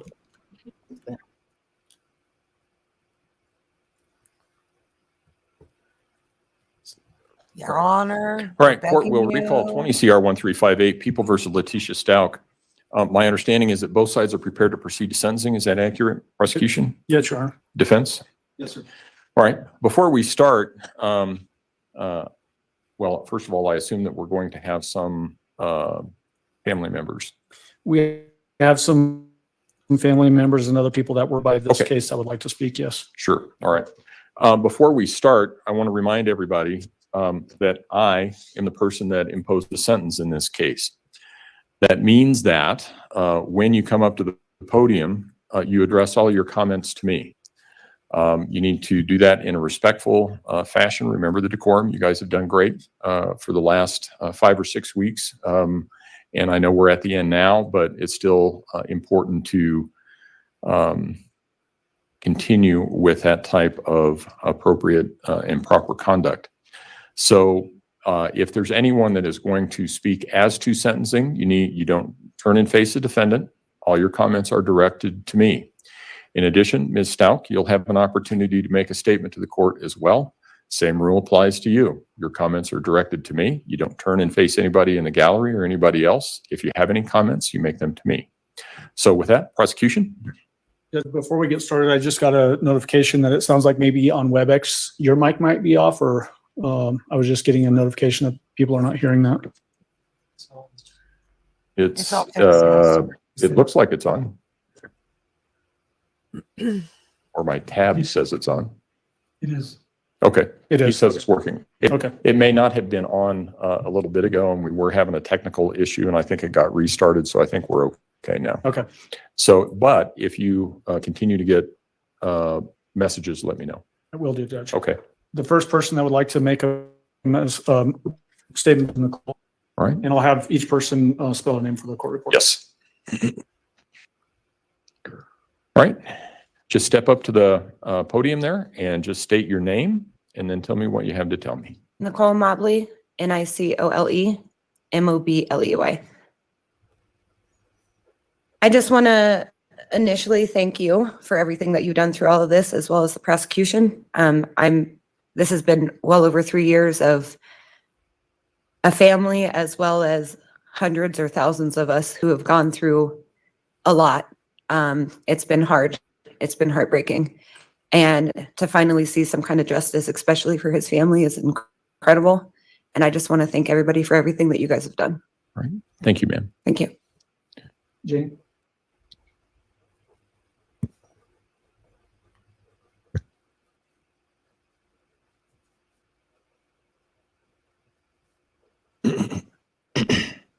Hello, Your Honor. My name is Janie Cadenas. All right. Can you spell that last name? Cadenas. Okay, go ahead. Also, like what Nicole said, wanted to thank you for making this such a fair and neutral trial through the process. I am here today as I have sat with the family for the last 3 years as a community member in Larson Ranch who has watched the turmoil that this has caused everybody in our community. 3 years ago, we heard as a neighborhood what happened, that a little boy went missing, and we rallied together in a way that most communities can never experience or imagine. We came together and we helped find ways to get media involved, to get search parties involved, to do everything we could to be of assistance to find this little boy, because Gannon wasn't just a neighbor, he was all of our little boys. For months and months until he was found, we were all scared to let our kids go outside because we were scared that they would be kidnapped. We didn't know what was going to happen. And through that process, we all came together and we met Landon and Al, those of us that didn't know them, and we built relationships and friendships and garnered a family relationship with them through that process. But this is just one thing that, as a community member, somebody who was a part of it from the beginning, that I can confidently say, this is the worst tragedy that anybody could ever go through, and every parent's nightmare. And I have watched and held Landon as she falls apart time after time. But we are here today, and justice has finally been served for Gannon. And we want to thank you as a community for that opportunity for this to happen today. Right. Thank you, ma'am. Thank you. Jeff.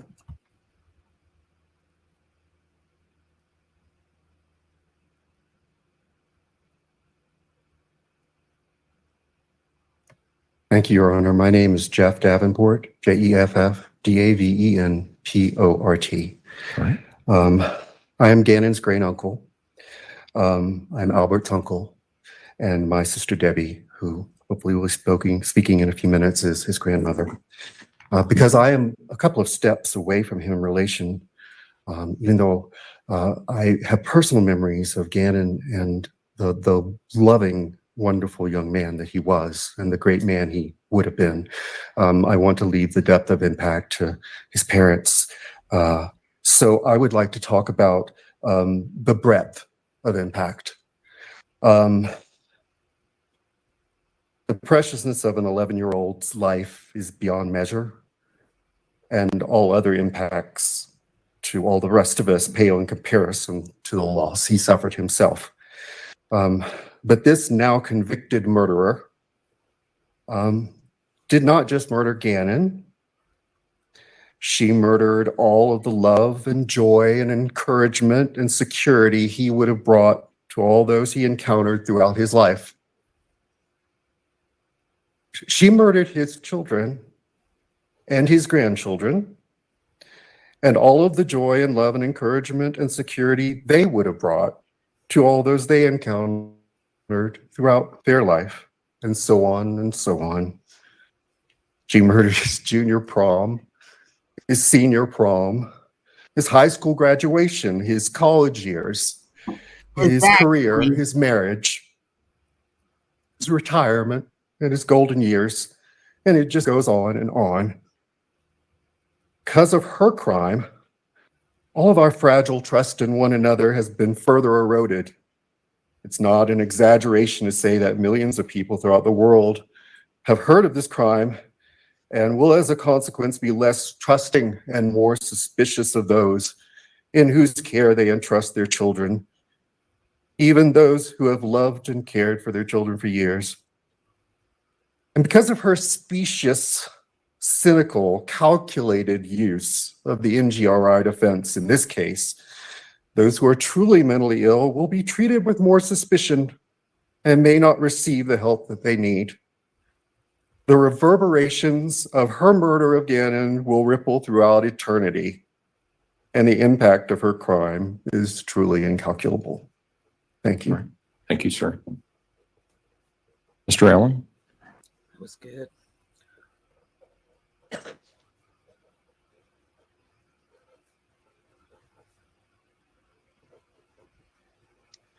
Thank you, Judge. It's Veronica Birkenstock, spelled Veronica, Birkenstock, Birkenstock. I am Landon's aunt, Veronica, Aunt V, and his great aunt. Nothing in life prepares you for the murder of a child. No one ever thinks this can happen to your family. A little over 3.5 years ago, I got a call, a very dreaded call, that I needed to come and be with Landon. For over 3 years, I have dear left her side in all the hearings, all the motions, and all the hearings that the defendant decided not to come to because she didn't think it was important. But regardless, we showed up, and we showed up for Gannon. I want to talk about forgiveness today because as a Christian, I have to forgive, not because I want to, because human flesh does not want to. The judge today, on behalf of Landon and I, we want this court to know that we have forgiven Letecia for what she did. God is the ultimate judger. But I pray today that you, Judge, will give her what she deserves on this earth, and we'll let God do the rest in eternity. I don't know if this is appropriate or not, but I would like to leave this Bible. And at some point in time, if you think it's okay to give to Letecia as she serves her life sentence, and we hope that will be the punishment that you render shortly. But this is a life application Bible. For the rest of her natural life, I hope she will read the Word of God. And I hope that she will turn from her evil ways and the things that she did to our family. I have sat here for 6 weeks, and I have listened to the horrendous things that she did to my nephew. I don't want the last memory of him to be what she did to him. Our last memory of Gannon was one of fun, love, joy. So articulate, and despite everything, he was gifted and intelligent. He wasn't supposed to live. The day he was born, the doctors told us he had really no chance. He weighed 1 pound and a few ounces. I'll never forget the picture that Albert sent when he took his wedding ring and it would fit all the way to his shoulder. For months, I saw Landon and Albert pray over their baby. And one of the happiest days was the day he got to come home. And I was there with them. I got to spend the first night holding him for the first time and looked in his beautiful little eyes, and he fought so hard to get there. His 11 years did have impact. And I want us to remember again, and it's who he was, not what this evil deed did to his memory. He is our hero and will always be our hero. Letecia tried to steal many things from my niece. She called her a drug addict. She called her homeless when she was in the hospital having her 3rd child. She was there for months and months trying to save her life and her baby. She wasn't homeless. Landon's a good mother. She loved her children. And she loved Gannon. And her only son was taken away by someone who was just ferociously jealous of my niece. With all that being said, I pray that you will give her the sentence that she deserves. But I also pray that God will forgive her if she repents and turns from her evil ways. All right. Thank you. Mr. Allen?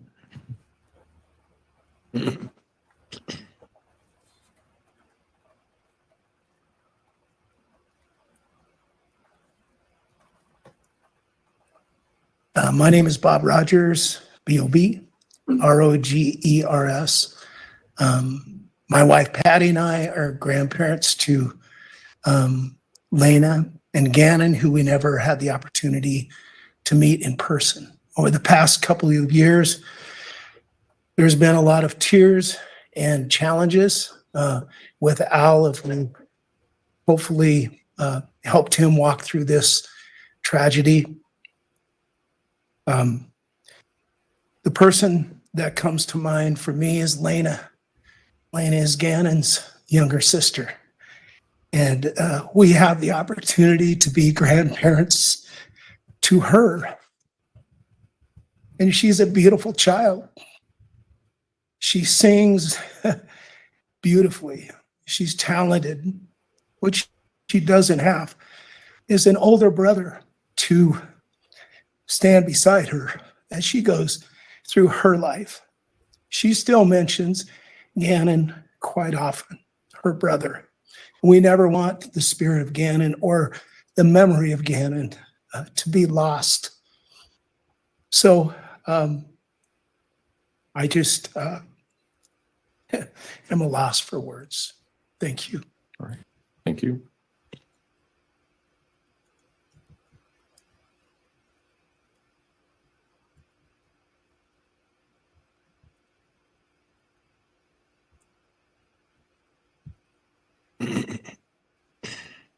I am Deborah Pierce, P-E-A-R-C-E.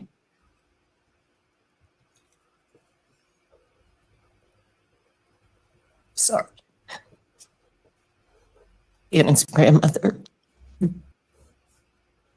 And I just wanted to thank you, first of all, Your Honor, for this court and everything that's been done, for everyone who has so carefully and impartially cared for this case, for this loss of this precious child.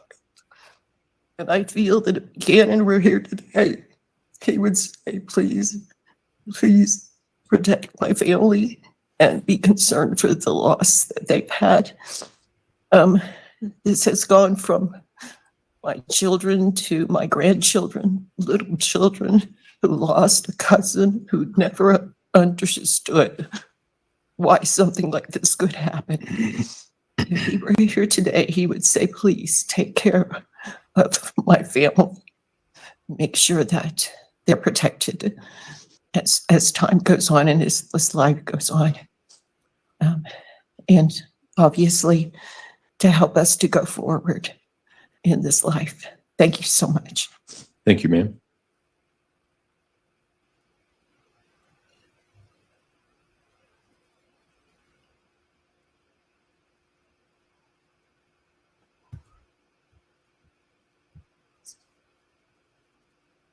Uh-oh. Hello, Your Honor.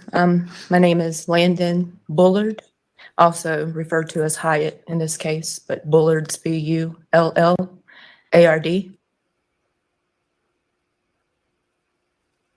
I miss you, Gannon, and I love you to the moon and back again.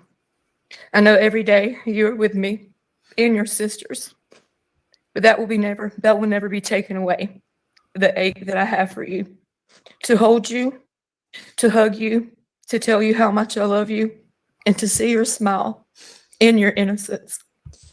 I remember all the pain your dad and I suffered with having children. It was never easy, and we were always fearful through the process. On September the 29th, 2008, our lives were forever changed. Our first biggest blessing came into the world, weighing only 1 pound and 6 ounces. You fought all the odds and developed a personality and a smile that's larger than life. You became my hero that day. You forever changed my heart and my life, and that will never change. That is something that can never be taken away from me. We came into this world fighting. And unfortunately, you left this world fighting. Your Honor, she fought against someone that he loved and trusted. Someone that myself and Albert both trusted and loved. Someone who can never understand what it means to love or trust anyone but herself. For more than 3 agonizing years, I've often wondered what I may say, or if I would even be able to. For 3 years, I have questioned every single possibility and scenario. For 3 years, I have tried to forgive you, but I can't. I want to. But no parent should have to bury their child. No parent should have to see or hear the horrific things you have done to the whole family. She has taken away the most precious gift in this world. Not just my family, not Al's family, but your own family. She destroyed dozens of lives of people who never wanted to believe that she could have done this. She knew how special Gannon was, and she knew what meant to most of me. I, in my heart, can never understand her hatred and insecurities. When it came to me, I did love her. Mother to mother, I trusted her with my children while trying to survive a complicated life with my 3rd child. And she used every opportunity to write a narrative of my life to try to take pieces of my life. When she already took some of it, that still wasn't enough. She searched. I lost my place. I don't know where I'm at now. She searched so hard for love when all along she had it, but she took it for granted. I didn't hold anger against you then. I still kept my heart open to her. You had so much love from Lena and Gannon, from Harley, her own daughter, that you willingly subjected to the chance of serving time for her crimes. Such an indicator of her inability to love anyone herself. You had support, appreciation for me, even when we couldn't see eye to eye, because I valued her for helping me with our children when I physically couldn't. Even when I was fighting for my kids, as you wrote, a false smear campaign against me and my children, and also Al. For me, I still appreciated that they were loved by you. So I thought. She had everyone fooled. She projected abuse and addiction claims against all of us, not just me, when all along she was the one harming innocent children. Anything to take the light off. Manipulating us, breaking my kids, and murdering my son. I can't say that she ruined my life, because that will be some form of sick victory for her. Because even through this process, it's been a game to her. The people who listened doesn't know her style or her sly jabs. She's even made at Albert and I. They do not know the significance of certain things she says or does. But we do. Instead of allowing her to take that power of hurting me further, I wanted to tell you this. Let me tell you what Gannon has done. Even to this day, even after you murdered him and she tried to taint any positive image of him, he has caused families and communities to come together. Children and adults have given their life to Christ. He has called unity in times of trial. He is a hero. She even tried to steal that away. Hey, Kate? Huh? The one image of Gannon that was created for the world. After it went national, TV begging for the return of my son, my hero. How dare her? How truly sick and cruel is she? You stole so much from this world. Gannon's cousins, aunts, uncles, sisters, new siblings, grandparents, and friends are missing a huge portion of their lives without Gannon.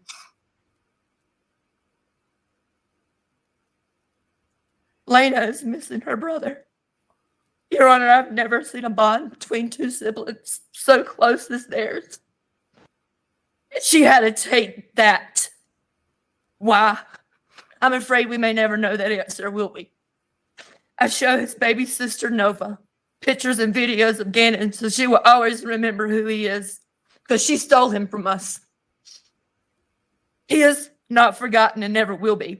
And it's so sad to sit here today and face her, a person even Gannon loved, one that I know while she was attacking and killing him and fought for his life, he defended himself against her, still loving her. A love she never deserved from him for what she has done.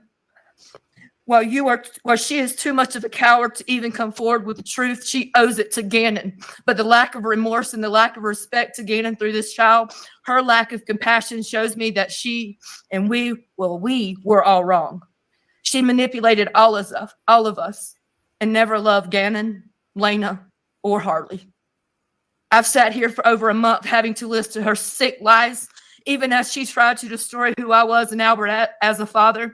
I've had to sit and listen and watch every reenactment of images no one wants left in their mind. You wanted to leave us with that, knowing it would torture us. But you underestimated me. I am Landon, Gannon's mom, and that will never change. Through my hurt, anger, and pain, I will never be the monster that she is. I can never be filled with the hate that her heart holds. I pray that we will never have to look at her face again. I will continue to hold on to my faith.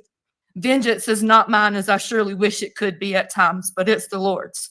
I have to trust in that. Thank you, Judge Warner, for your compassion, your patience through this trial. I want to thank the juror for their attentiveness and time that they took for justice for my boy, to the detectives, officers, legal team for every single second they've poured out into Gannon's case, and to the community for your countless hours. Tisha, that was her biggest mistake. You underestimated this community and this defensive team, Lorson Ranch. They searched for and fought for Gannon within hours, and they never believed your lies from the moment they started. None of these people ever gave up on him. You never looked. All of these people I will forever hold close to my heart. Always Gannon strong, my G-men forever. Justice has been served today. Your Honor, I pray that you just give her the best sentencing, the longest sentencing that you can. This will not bring my son back, but I can sleep soundly for the first time in 3 years, knowing that you can never harm, this defendant can never harm anyone again, knowing Gannon will always be a true hero in a cape. He will always be my son. That will never be taken away.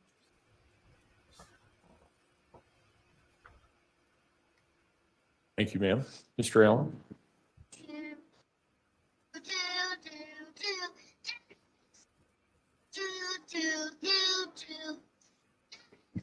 Once I was 7 years old, my mama told me, go make yourself some friends or you'll be lonely. Once I was 7 years old.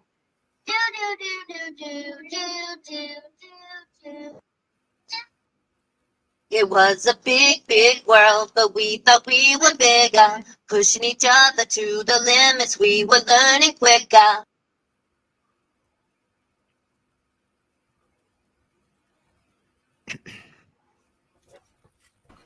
This is deep. This is really emotional. Okay, let's see. Letecia Stauch, Gannon's father, capital Father. Last name Stauch. Stauch. I'm gonna start with something from my wife, not to go out of order, but she didn't think she could make it through it. So this is my wife, Melissa, and these are her words. Some may say or think that I wouldn't be here if it weren't for Tisha. In part, that may be accurate, and I would be okay with that, because then Gannon would still be here. I too know the pain of losing a child, and there is no greater pain. We are now lifelong grief partners, as this is a lifelong journey of pain with 2 sons waiting for us in heaven.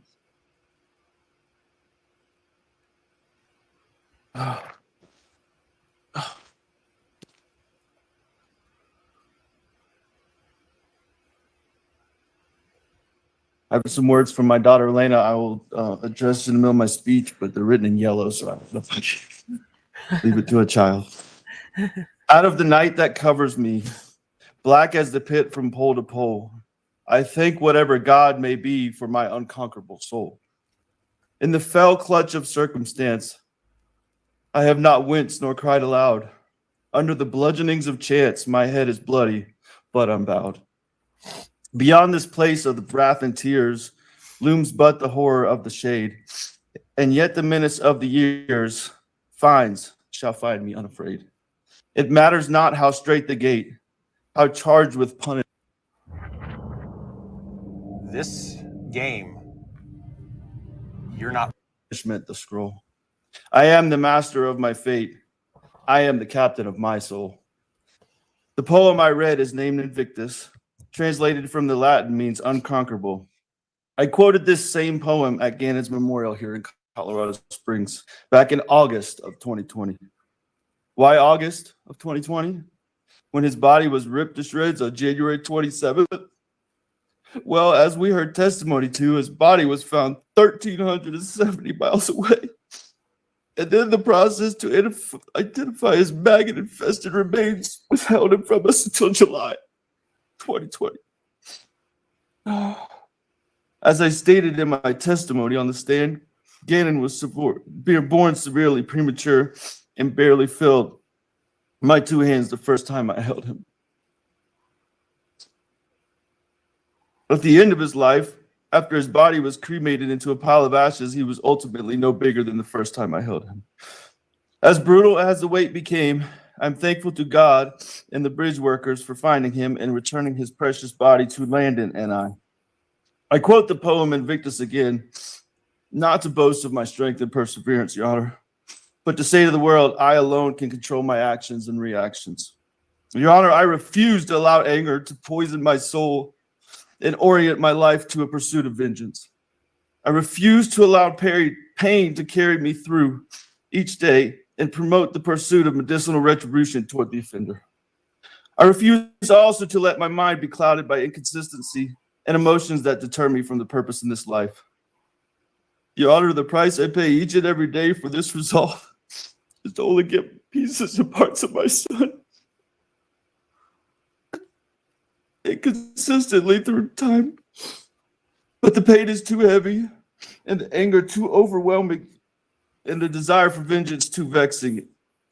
Instead, each and every day I pursue peace. I seek joy in my life and let the love I have for my wife and family flow in and out of me like a mighty wave.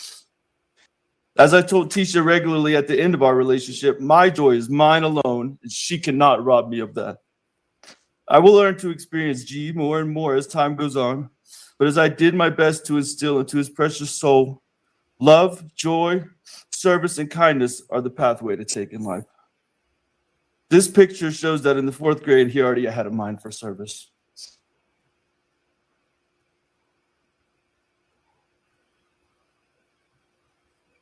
Throughout these past 3 years since Gannon was beaten and drugged, carved up, shot at point-blank range, and discarded like yesterday's garbage, I've encountered many people that would figuratively do the same to me. I've been questioned, compared as Tisha did to my abusive father, and ridiculed for my approach to finding Gannon. I hope now that the world has seen that I was assigned the most arduous task of finding Gannon in the only place that was possible for him to have been in the mind of a killer. Were my efforts fruitful? I believe so. But from the moment I did not see the Volkswagen Tiguan, or however you say it, at French Elementary on that Tuesday evening, a clear direction for finding Gannon pointed directly and precisely at Tisha.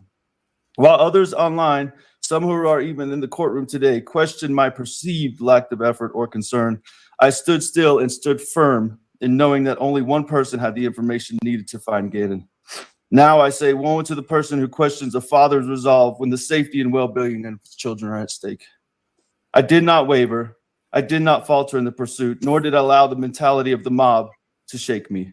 But it was only by the grace of God that Gannon's precious body was finally found. In Mark 4:39 of the Bible, in the middle of a storm, Christ arose and rebuked the wind and said, "Peace, be still." In times of trial in my life, from seeing my father being taken away in handcuffs, seeing that sweet 1 pound, 6 ounce baby boy for my firstborn son being put into a Ziploc bag after he was born to help regulate his body temperature, and now searching for and never finding my son again. I have but one choice, and that is the times of trial and tribulation to have that peace and be still.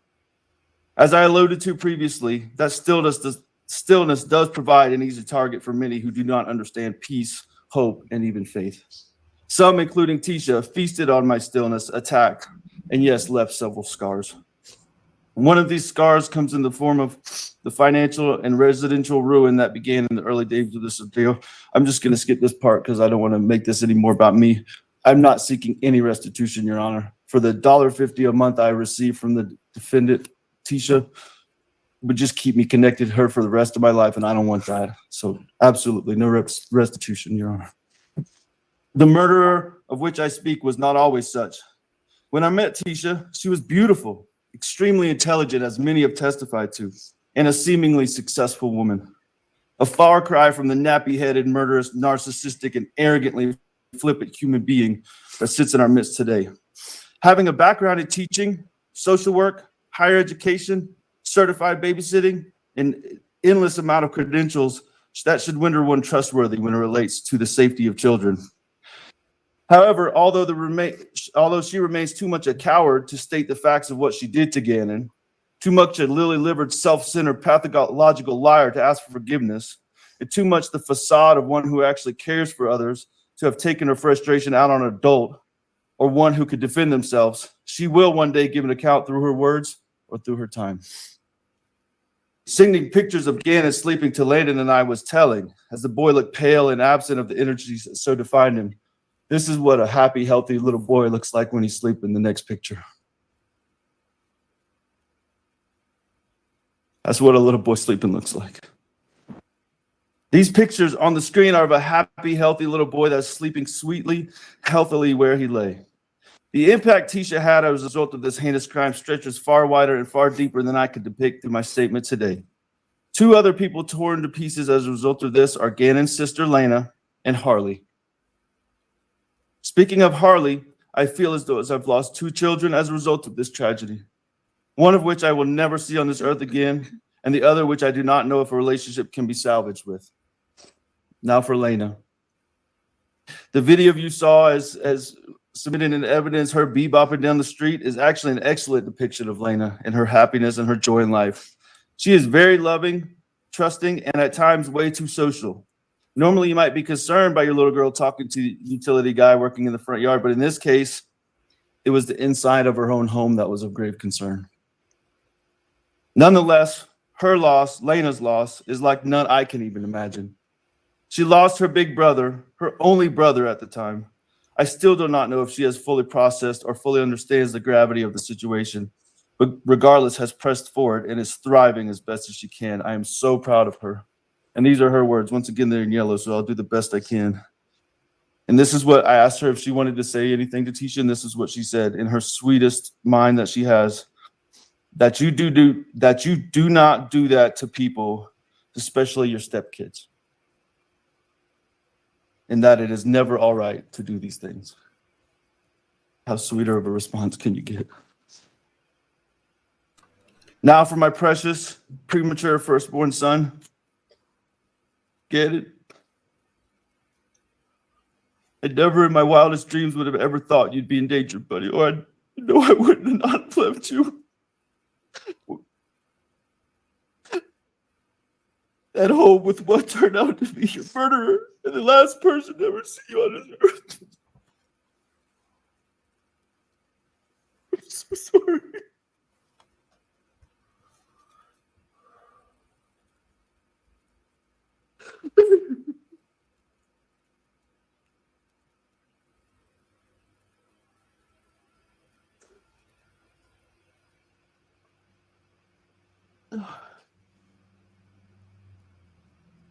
Through a father's eyes, children are truly a gift from God, and among the best and most perfect creations God can make. Your Honor, I do need to clear one thing up with the defense. It was said both in the opening statement and in the closing, Somehow Gannon has been compared to a demon. And I understand the process. I do. But if they want to take the case up of Gannon being a demon, I will line people up from Alaska to Denver to Colorado Springs, all the way to South Carolina to testify against him. Gannon was nobody's demon. I don't care how much anyone was abused or anything. He was not anyone's demon.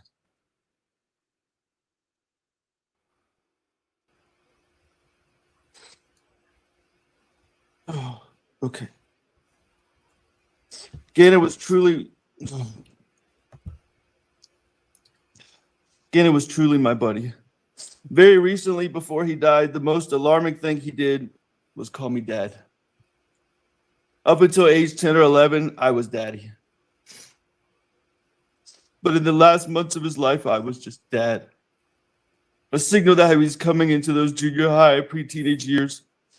Another amazing thing that is he finally started asking me regularly to play ball with him. He was never too much into sports for most of his life, but that last 6 to 9 months, he really started enjoying playing ball. Some of the most memorable times were him running little 5-yard football routes in the street in front of our house. Most of the time he dropped the ball, but he kept asking, let's do it again. I almost had it that time, Daddy. Oh, and that Nintendo Switch. One of the most difficult pieces of evidence to give up was his Nintendo, because that probably has the most of him on it. Knowing I may never see that again is truly devastating. For him, many of his games were not just games, but a challenge to overcome, as I made him beat specific games before I would buy him the next one. I remember not long before he died, him beating the old school Zelda game he had. As he felt he was getting close to beating the final monster, he paused it, ran upstairs, and we sat at the kitchen island, and he beat it right there together with me. He was as excited as I ever saw him. With all of that and all of the pain of only being able to see him play through the one YouTube video he was able to make, which I'm about to play, I can sleep in peace at night because the father I am and the son he is was culminated as always in our final embrace as he ran out of arms and downstairs to watch Pokemon, I in his heart and he in mine. If we could try to play that video, just maybe the first 10 or 15 seconds of it.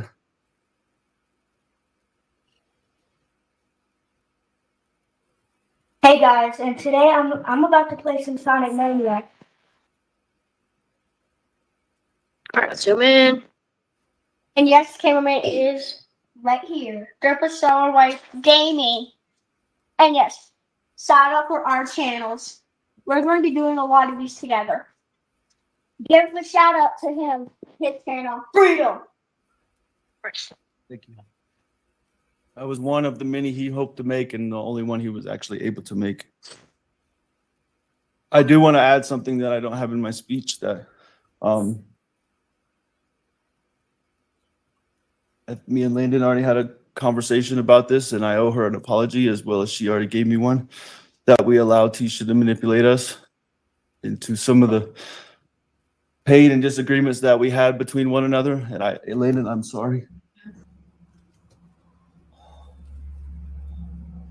But I will say this, Tisha was not the glue to keep everything together. She was not the answer.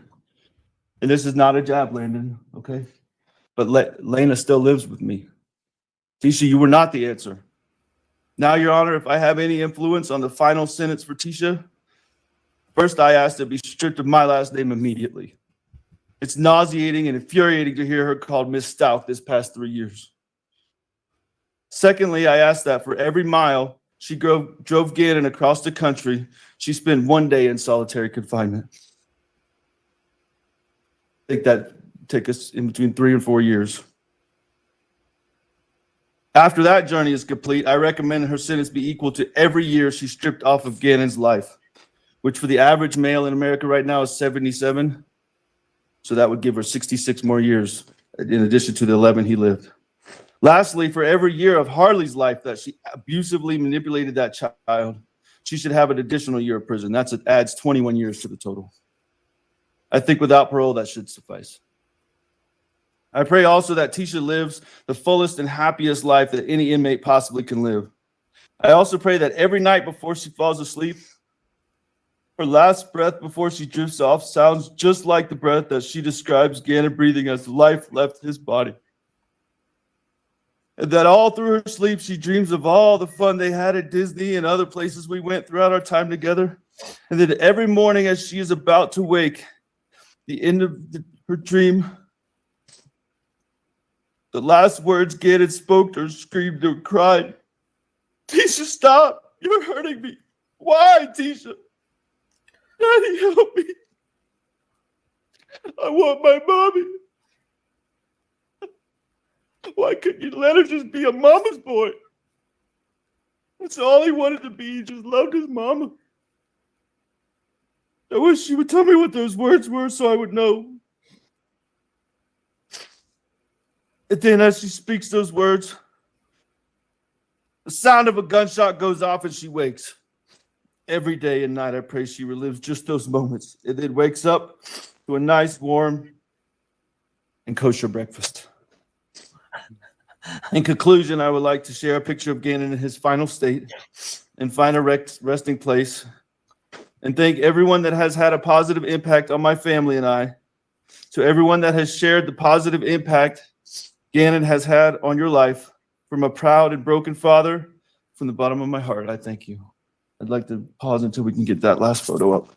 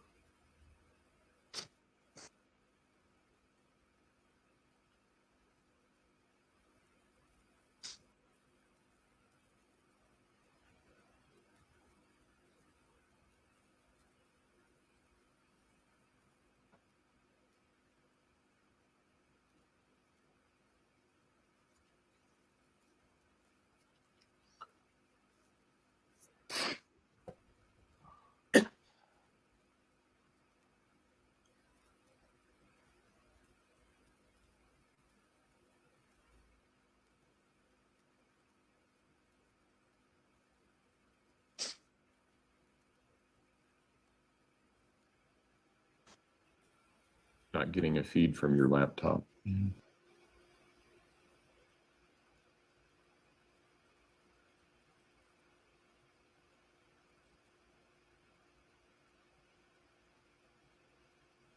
It's fine. Oh, there it is.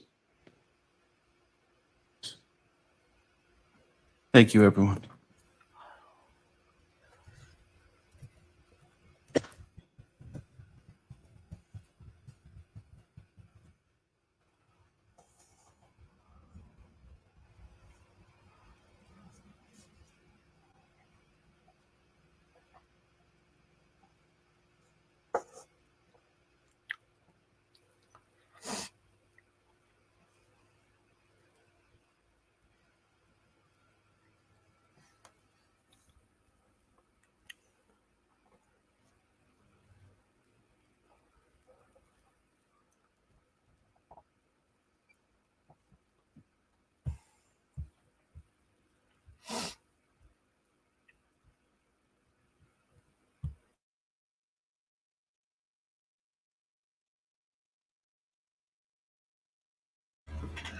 Ladies and gentlemen, just look at her.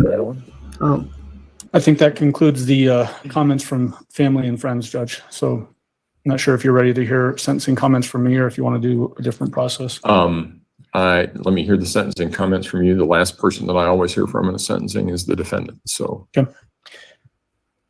Can I have just a moment? You may go ahead.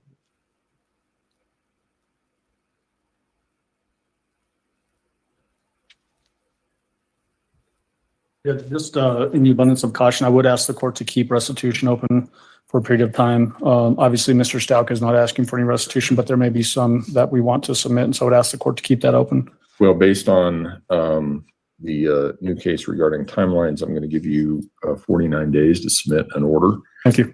If there is an objection, you'll need to file the objection within 14 days after that. And that'll get us all right. So 49 days, 14 if there's an objection, and if there is, we'll have a hearing. Okay, thank you, Judge. Judge, I'm not going to make a long drawn out statement. I think the comments from the family and friends of the Stauch family said it better than I ever could about the impact that Gannon had on their lives. The loss of Gannon from his family and to this community will never be made right through this process. We all know that. The defendant, through her own actions, tore Gannon's family apart, tore this community apart.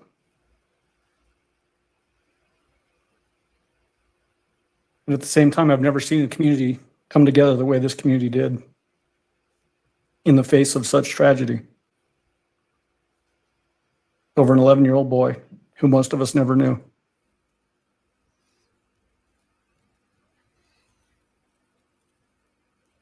The defendant manipulated this community, Gannon's family, the investigation. I've been a prosecutor for a long time, Judge. You've seen a lot of cases. I've never seen the kind of horror that this defendant brought down on a community and a family. The torture that Gannon had to suffer in the last moments of his life are unspeakable.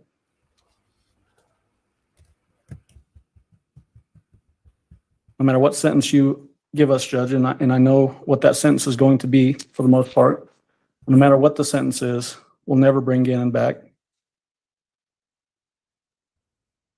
But it will go a long ways towards healing this community. I hope healing Landon. I hope healing Al.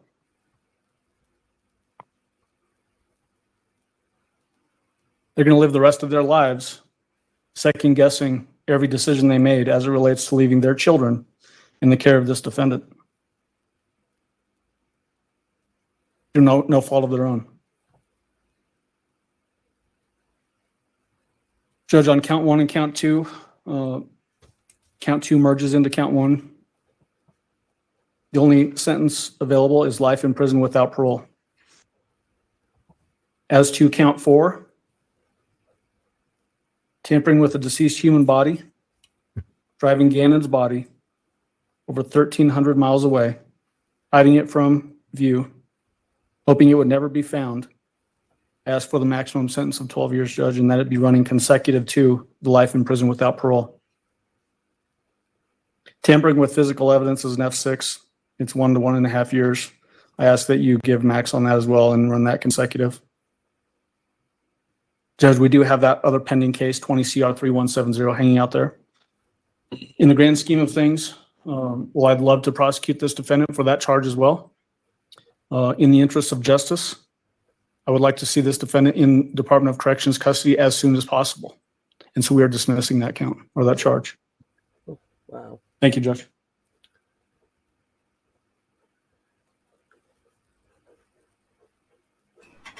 Defense ain't having. Right, at this point in time, the defense has an opportunity to present statements in mitigation. Mr. Tellini? We understand what sentence is as a matter of law. It's out on the council. I don't have pre-sentence confinement for staff so that she ordered this should be allowed to proceed.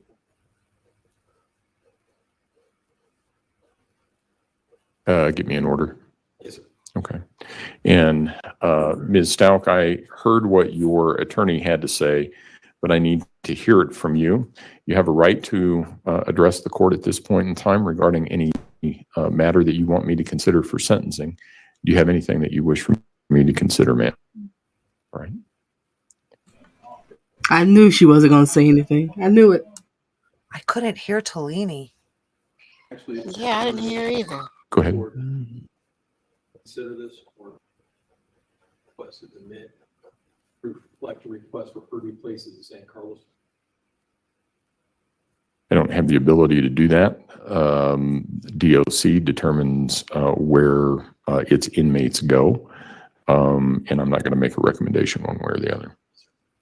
And I'm going to apologize before I do this.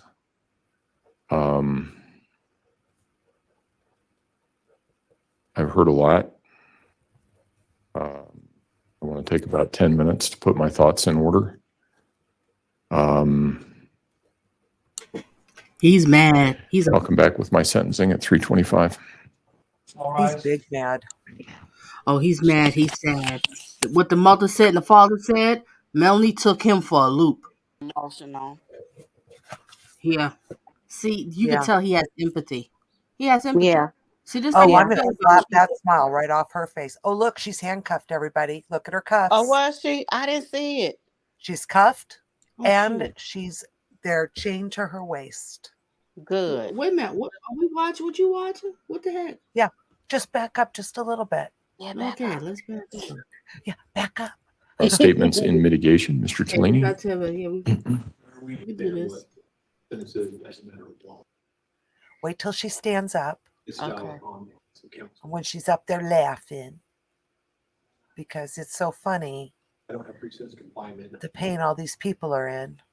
Court staff said she ordered that she be allowed to proceed. What is he saying? Get me an order. Yes, sir. Okay. And Ms. Stauch, I heard what your attorney had to say, but I need to hear it from you. You have a right to address the court at this point in time regarding any matter that you want me to consider for sentencing. Do you have anything that you wish for me to consider, ma'am? All right. Chicken. Right. Not so tough without your knife, huh? Not so tough when those are grown-ass Ooh, men. Melly roasting her. Melly Melly roasting. Oof. Request to admit proof, like to request for 30 places the same. But then how you gonna request what jail to go to? That inmates go, and I'm not going to make a recommendation one way or the other. And I'm going to apologize before I do this. I've heard a lot. I want to take about 10 minutes to put my thoughts in order. I'll come back with my sentencing at 3:25. All rise. Wow. Okay, now watch her when Oh, she I stands see up. it. I see. I'm struggling with staying live. And what See is that? she See laughing that? at? See that? What's funny? And chained to her waist, to her belly band. You know what? The judge wants to take 10 minutes because he's holding back those tears. Yeah, has he to. is. You know how men are? To do something, he has to go. So I'm glad you made me rewind. I like to watch body language and everything, but I could tell he was getting emotional. He knows if he talks anymore, he's going to cry, and he doesn't want to do that. So he's like, let me go back to the chamber, rebreathe. Maybe he have to call his wife for a little support. You know what I'm saying? Whatever he needs to do, talk to the Lord and come back. And I don't blame him. I completely understand because I think after listening to what the mother had to say and what the father had to say, it took him back. It took him back. This is sad. They had some impacts that was deep, and all she did was sit there. She didn't care. She didn't care. It didn't mean nothing to her what they said. Okay, I missed a little bit because my son has speech therapy, so I was setting up the computer. What did Okay. Al say? He said he was changing his last name, or what was it? Said he was stuck with her having his last name. Oh, yeah. Yeah. A judge can't take her name away from her. Nope. You can't force her. So Oh, man. Wait a No. minute. Even in a divorce, he could ask for his name back? No. Mm-mm. You can't take a person's name away from them. Yeah. So we'll Yeah. see what happens. I mean, she just lost all of her rights. Because I was thinking, because I all through the trial I said, this must be driving him crazy. Keep hearing her name. And it wasn't like for a long, long time, like, 10, 15 years that, okay, she billed a lot with his name. I could understand. But, yeah, that was bothering him. I knew that was killing him in that courtroom. I'm really hoping Landon and Al can find the peace they need to go back to being a team. oh, there we go, to go back to being a team, but they both defended the other from that microphone. They don't speak. They are no longer friendly. Wait a minute, Oh, who's no longer really? friendly? Who's no longer friendly? I'm sorry, I missed it. Landon and Al, they have Uh, a very contentious relationship. It's bad. And but with the way they was talking, like they still good. But I guess they want to do that for her. I guess you know what I mean, to hurt her because of course she'll enjoy the fact that they going at it with each other. Maybe I don't know. I'm just my yeah, thoughts on it. Because the yeah, way she was talking, like it was fine, and then she even brought up the daughter. But maybe they could have been doing that to gag, to hit her, which is a smart move. Because right. of course she would love to know that. Oh my God, they going back at each other. They can't say they mad, Mm-hmm. they fighting. It's causing problems. So it's good that you would go that angle. Like we're just fine, but we hate you, and you're gonna rot in hell. But we're gonna live our lives. You get what I'm saying? That kind of thing. Yeah. That's gonna destroy her. Well, Okay. Land, Oh, sorry. Uh-oh. Think she popped off. She'll probably be Who? back. Melanie? Melanie, yeah. She Okay. might have got cut off So call. is Lena still with Al? Lane, yes, that's what he said. Lane is with him. Because he said that in the trial. And I heard that before. He said it himself. He says nothing to do with you. So that's a little bit kind of all right, she's back. She's back. ah, Little my I don't StreamYard understand that. crashes a lot. Hmm.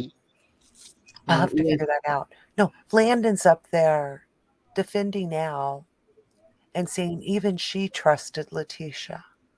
And Al Yeah. comes up there and, says, you played us against each other. And Landon apologized to me, and I'm apologizing to Landon. So Mm. I'm just hoping that they're never going to be a couple again, but hopefully they, anyway, I think, and Al made a lot of really good comments about Harley. And so I might have changed my mind a little bit on Harley. I haven't. I don't know. That's why I'm like, well, maybe he said that. My thoughts on maybe he said that because to gag her, to hit her nerves, to make her upset. Because you see, narcissistic people and them, they love toxic energy. They love fights. They love chaos. They live for it. They like to know everybody's against each other. And with her sitting there, that's what she wants. But to know that after all this, everybody's good, everybody's happy, Yeah. that's destroying her. So he might have just said that because of that, or maybe he's blinded by her actions. But I mean, I could be completely wrong about with Harley and stuff. Like I said, even to the beginning, but it's just too much blood. How you do it by yourself, do the whole traveling. I will never say that Harley, committed the crime, was plotting with her mother, and what had happened. Absolutely not. But somewhere she found out. That's all. But never know. But just saying this, I just hope that Landon sues. Yeah, And then what did he say about Mama's boy? I'm sorry, y'all. I was trying to listen, but I that had I to didn't do. understand. When Melly popped off Okay. again, God, she lost it. Maybe she come back. I didn't understand that part with the mama's boy. I went to go powder my nose for a second, but I didn't understand that. Let him Hmm. be a mama's boy, or I mean, at that age, a lot of them boys is mama boys. I mean, what the heck? Right. That's nothing new. I I don't mean, know. they usually start changing when they're a teenager or something or whatever. Mm-hmm. And then they played 2 videos. Oh Yeah, Lord. I think that's what it was, but we didn't see it. But they was playing the video. Oh, that was a killer. They should Yeah. have played some more videos because I know that was a killer. Mm-hmm. What was the second video? I didn't get to hear it. I didn't catch You one. didn't hear I it think they good were either? showing pictures. It got quiet. I didn't really catch, but I just know they Cause did take some videos. the attorney looked like he was crying too. But I heard that the attorney and Al are friends. Oh, I didn't hear that one. I didn't know that. I think Never I heard know. that. You talking about the blonde hair one, the lighter hair one, right? He was crying. You saying who? Which Yeah, turn? the The one that she's all smiley, smiley with? no. The I'm lost. prosecuting attorney. To my head. Oh, okay. Because I just noticed with her attorney, one with the glasses, he kind of he was a little less comforting to her after he started hearing those impact statements. I think it might have hit him too. I think it might have hit him. Oh, it's back.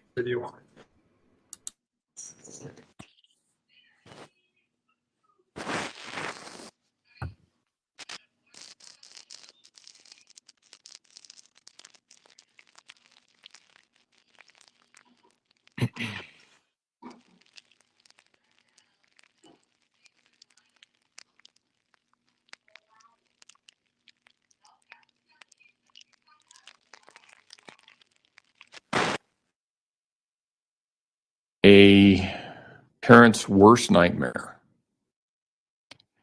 is getting a phone call letting them know that something has happened to their child. How much Yes, it worse is. must that nightmare be when law enforcement asks not for a picture of your loved one, but rather DNA and dental records? I've also heard it said that one of the worst tragedies a parent can experience is to outlive a child. I have known people, both professionally and personally, who have gone through that. It never leaves them, but the sharpness of the pain does diminish to some extent over time. I cannot fathom the pain Mr. Stauch and Ms. Bullard have experienced as a result of the defendant's actions. A sentence in a criminal case such as this will not change the fact that their son's life was taken from them, and no sentence I impose and nothing I say will ever change that fact. Ms. Stauch, you betrayed the person you loved enough to marry. You told your husband lies and took away someone he loved. You took away every day that Mr. Stauch or Ms. Bullard could have had with their son. When you take a life, regardless of how you do that, you forever alter the future. Neither Mr. Stauch nor Ms. Bullard will ever see their son graduate from high school, go through the joy and the pain of that first love, or get married.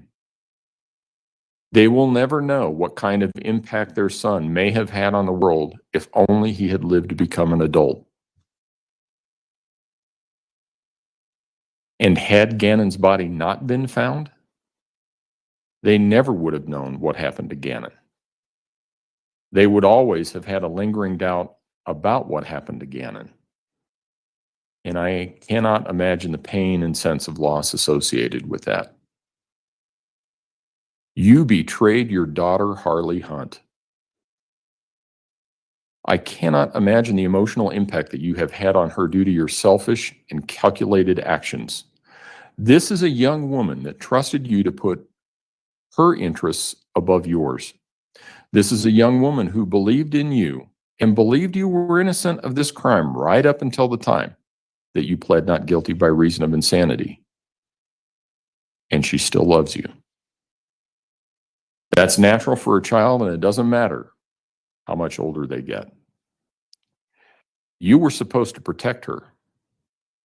I cannot imagine the guilt she feels or the therapy that she will need to address your betrayal.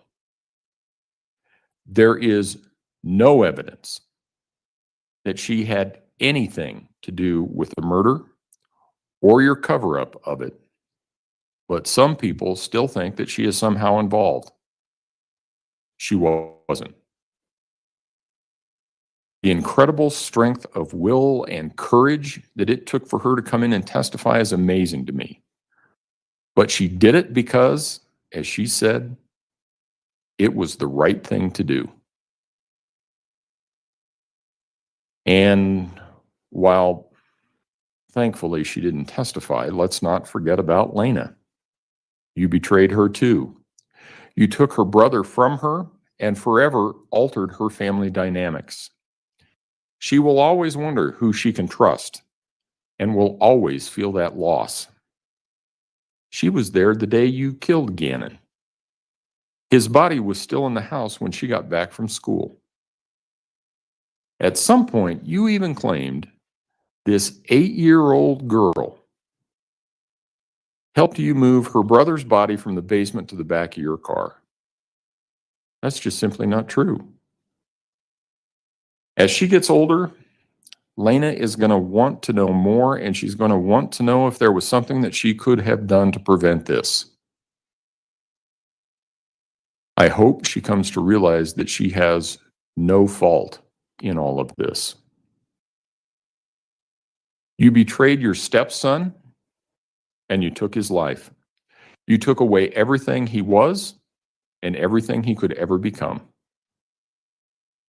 I can't imagine the terror and confusion that he must have felt in the last moments of his life when he knew his life was being taken by someone he trusted to protect it. Your attempt to raise the claim that you did this because of your adverse childhood is also a betrayal of people that have mental health issues. It is no secret that there is a large part of our population that has mental health issues. It's also no secret that our country and our health system could do a much better job addressing mental health issues than it does. However, the number of people with mental health issues who become violent is small, and the number who become murderers is smaller still. Your claim that a mental health issue caused the murder in this case is a disservice to all those who struggle with mental health issues every day. This isn't the first case I have presided over in which sanity or a mental condition of the defendant has been raised as a defense. I have had cases where the defendant's mental condition caused the defendant to act out in a certain fashion. But even in those cases, I have never seen conduct like this. I understand the claim of dissociative identity disorder. I have seen something resembling that, and I have seen defendants with schizophrenic disorders. I can understand those. What I have seen is that the mental condition causes the person to act a certain way, and when they realize what they did, they are astonished by what happened, or they have no memory of what happened. Your claim is that it was another personality that murdered Gannon, but there is no time during the minutes, hours, and days following the murder where Letecia came out and wondered, gee, why am I carrying a body around in my luggage? That just isn't credible. You knew what you were doing. You made a number of clear and conscious decisions to cover or disguise what you had done. Claiming a lack of motive is a common defense tactic, and it can be a sound strategy. The truth is, however, that it only takes a moment to make a bad decision that results in disastrous consequences. And oftentimes, we never know why a defendant chose a particular course of action. However, that does not mean that they did not intend to undertake a course of action. Sometimes, as in this case, the likely explanation is anger. An 11-year-old boy with burns who feels that he's not being taken care of. An 11-year-old boy on the verge of being a teenager. Those of us who have lived through people or kids with that were teenagers, we know how that is. It is not hard to imagine Gannon saying something, "You're not my mom. I want my mom. I want my dad." And that would be enough to make you really angry. But anger is not an excuse. A defendant is responsible for the choices they made and the actions they undertook, even though those choices arose out of or were motivated by anger. It's clear that you hated and were jealous of Landon Bullard. You saw yourself as a better mother than she was. It's clear from the evidence that you had some resentment from being left with Mr. Stauch's children. It's clear you had some resentment toward Mr. Stauch because he traveled as part of his job. Some of that manifested as early as Al's assignment in Alaska when you made allegations against the people in his unit. That caused Al to have to return from Alaska. And in one of the phone calls that were played for the jury, you talked about having to take care of his kids while he was away, and what a good mother you were. It's clear you felt trapped. You wanted out. You were searching for a new job and a new location in Florida. Mr. Stauch had been gone on his new assignment for less than 2 days when the fire in the basement occurred. I can imagine that you saw your whole future consisting of taking care of Mr. Stauch's children while he was off doing his thing, and that's not the future that you wanted. I can imagine Gannon, at some point after he sustained his burns, telling you wanted his real mom and how that comment would have made you angry. You took your frustration and anger for the marriage, the child care, the absence of Al, and even living in Colorado. You took all of that out on Gannon. The evidence suggests you first stabbed Gannon repeatedly, 18 times. Based on the number of defensive wounds, he was clearly conscious for some of that. He was certainly gravely wounded.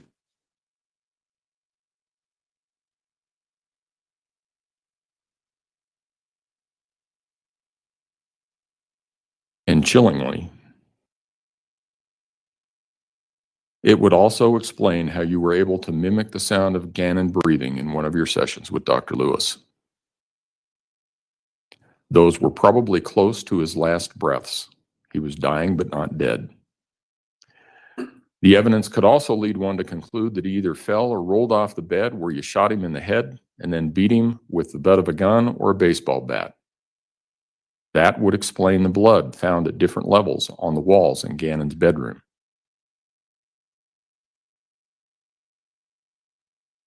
I'm also reminded of the look you had on your face when you slipped your handcuffs while being transported back to Colorado and attacked Deputy James. I shudder to think that that was probably the last thing that Gannon saw before he died. You have shown no remorse throughout this process. Instead, you've made a choice to build a web of lies. When you gave an interview to Detective Jessica Bethel on January 29 of 2020, you lied to her about Gannon running away and that he was actually taken by a guy named Eduardo. When you explained that to Detective Bethel, you said you needed to lie because you didn't want to face the consequences. You told her that you were trying to come up with a plan about what you should do. And finally, you told her you really thought you could fix this. I think that's true. You lied because you didn't want to face the consequences. You needed to come up with a plan to fix this, and that plan involved covering up what you had done. It involved lie upon lie. But you slipped up at various points and let kernels of truth escape. In one conversation with Mr. Stauch, you told him the FBI needed to close the borders of Colorado, needed to close I-95. I-95 doesn't go through Colorado. It's an interstate that runs along the entire eastern seaboard. It's also not far from where you dumped Gannon's body.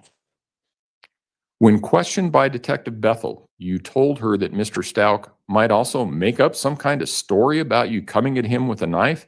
You said you would never use a knife like that. Yet Gannon was stabbed 18 times.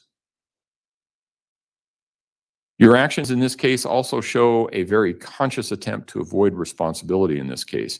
You started out with the story that Gannon had run away. You gave some hints that it might be related to bath salts or drug use by Gannon. You stayed with that story until you were called into EPSO for an interview.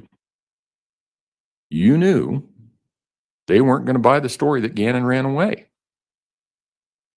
Then you came up with the abduction.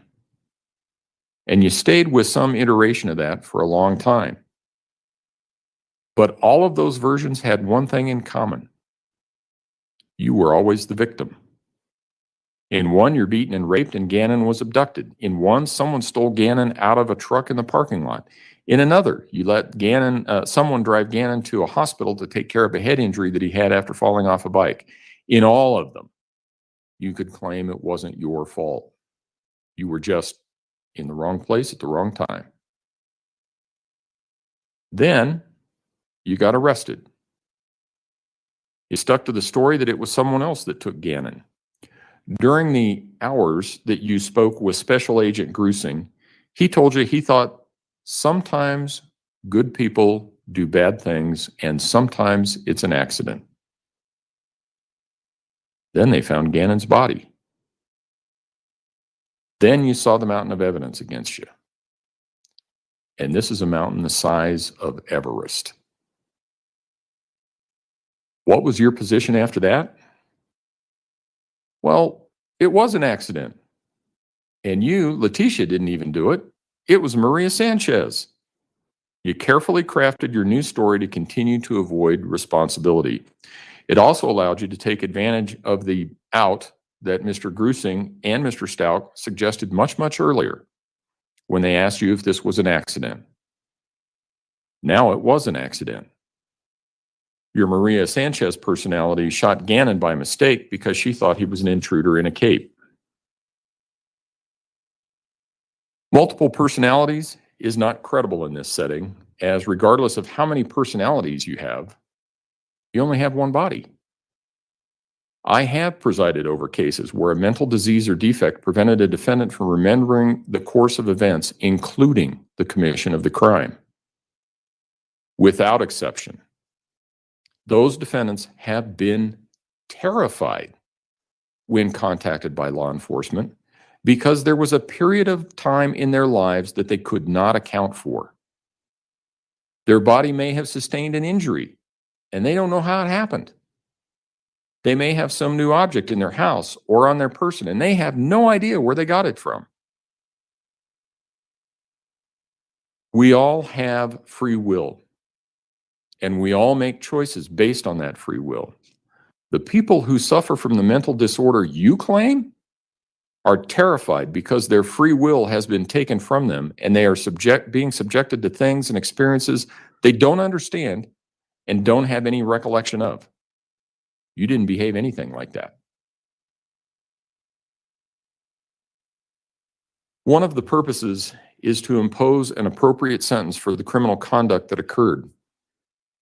Another purpose is to punish an offender by imposing a sentence that takes into account the seriousness of the offense. Yet another purpose of sentencing is to prevent crime and promote respect for the law by providing an effective deterrent to others likely to commit a similar offense. Anyone who's been in my courtroom before knows that I've said sentencings are the most difficult thing that I do. That's especially true in cases where someone has lost his or her life. Nothing I or the law can do will ever bring that person back. I have handled hundreds, if not thousands, of criminal cases over the years. I think at this point in my career, I've presided over something like 200 jury trials. I've sentenced hundreds more defendants pursuant to plea agreements.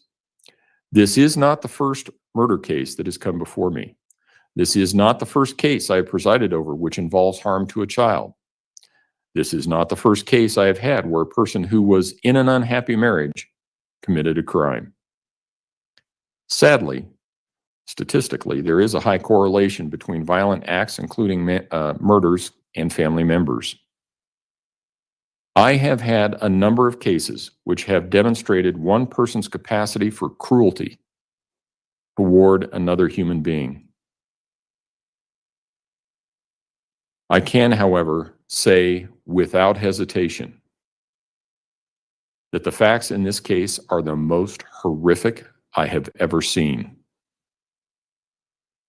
Your conduct in this case deserves the maximum punishment that I can impose under Colorado law. As such, with respect to the charge of first-degree murder after deliberation, I remand you to the custody of the Colorado Department of Corrections for the remainder of your life with no possibility of parole. With respect to the charge of murder in the first degree, of a child under 12 by a person in a position of trust, I remand you to the custody of Colorado Department of Corrections for the remainder of your life with no possibility of parole. Those two sentences will merge. If you have questions about that, you can ask your attorneys. With respect to the charge of tampering with a deceased human body, I'm also going to sentence you to 12 years, followed by a 3-year period of parole. That sentence is to be consecutive to the life sentences that I've already imposed. With respect to tampering with physical evidence, I'm going to impose an 18-month sentence. That sentence is also consecutive to the to the sentences for the murder charges that I have imposed. I also understand, with the consent of the prosecution, and I'm assuming no objection from the defense, that I will dismiss all the charges in 20 CR 3170, close that out, subject to restitution, give the people 49 days for restitution, 14 days for response, and if there's an issue, we will set it within the 90 days, from. I think that resolves all outstanding matters. Is there anything else that the prosecution wishes for me to address? No, Your Honor, thank you. Defense? Yes. Court will be in recess. Well,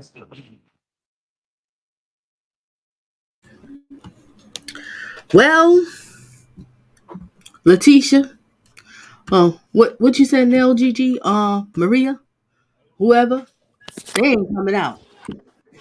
Y'all done. You done. That judge did a phenomenal job. I think he did a great job. And they say I think it's just about, it should be about done. It's done. There's nothing else, nothing here. They sent it back to her cell. She's all done. hmm the judge did do a great job. He broke it down. He broke down the timeline very well.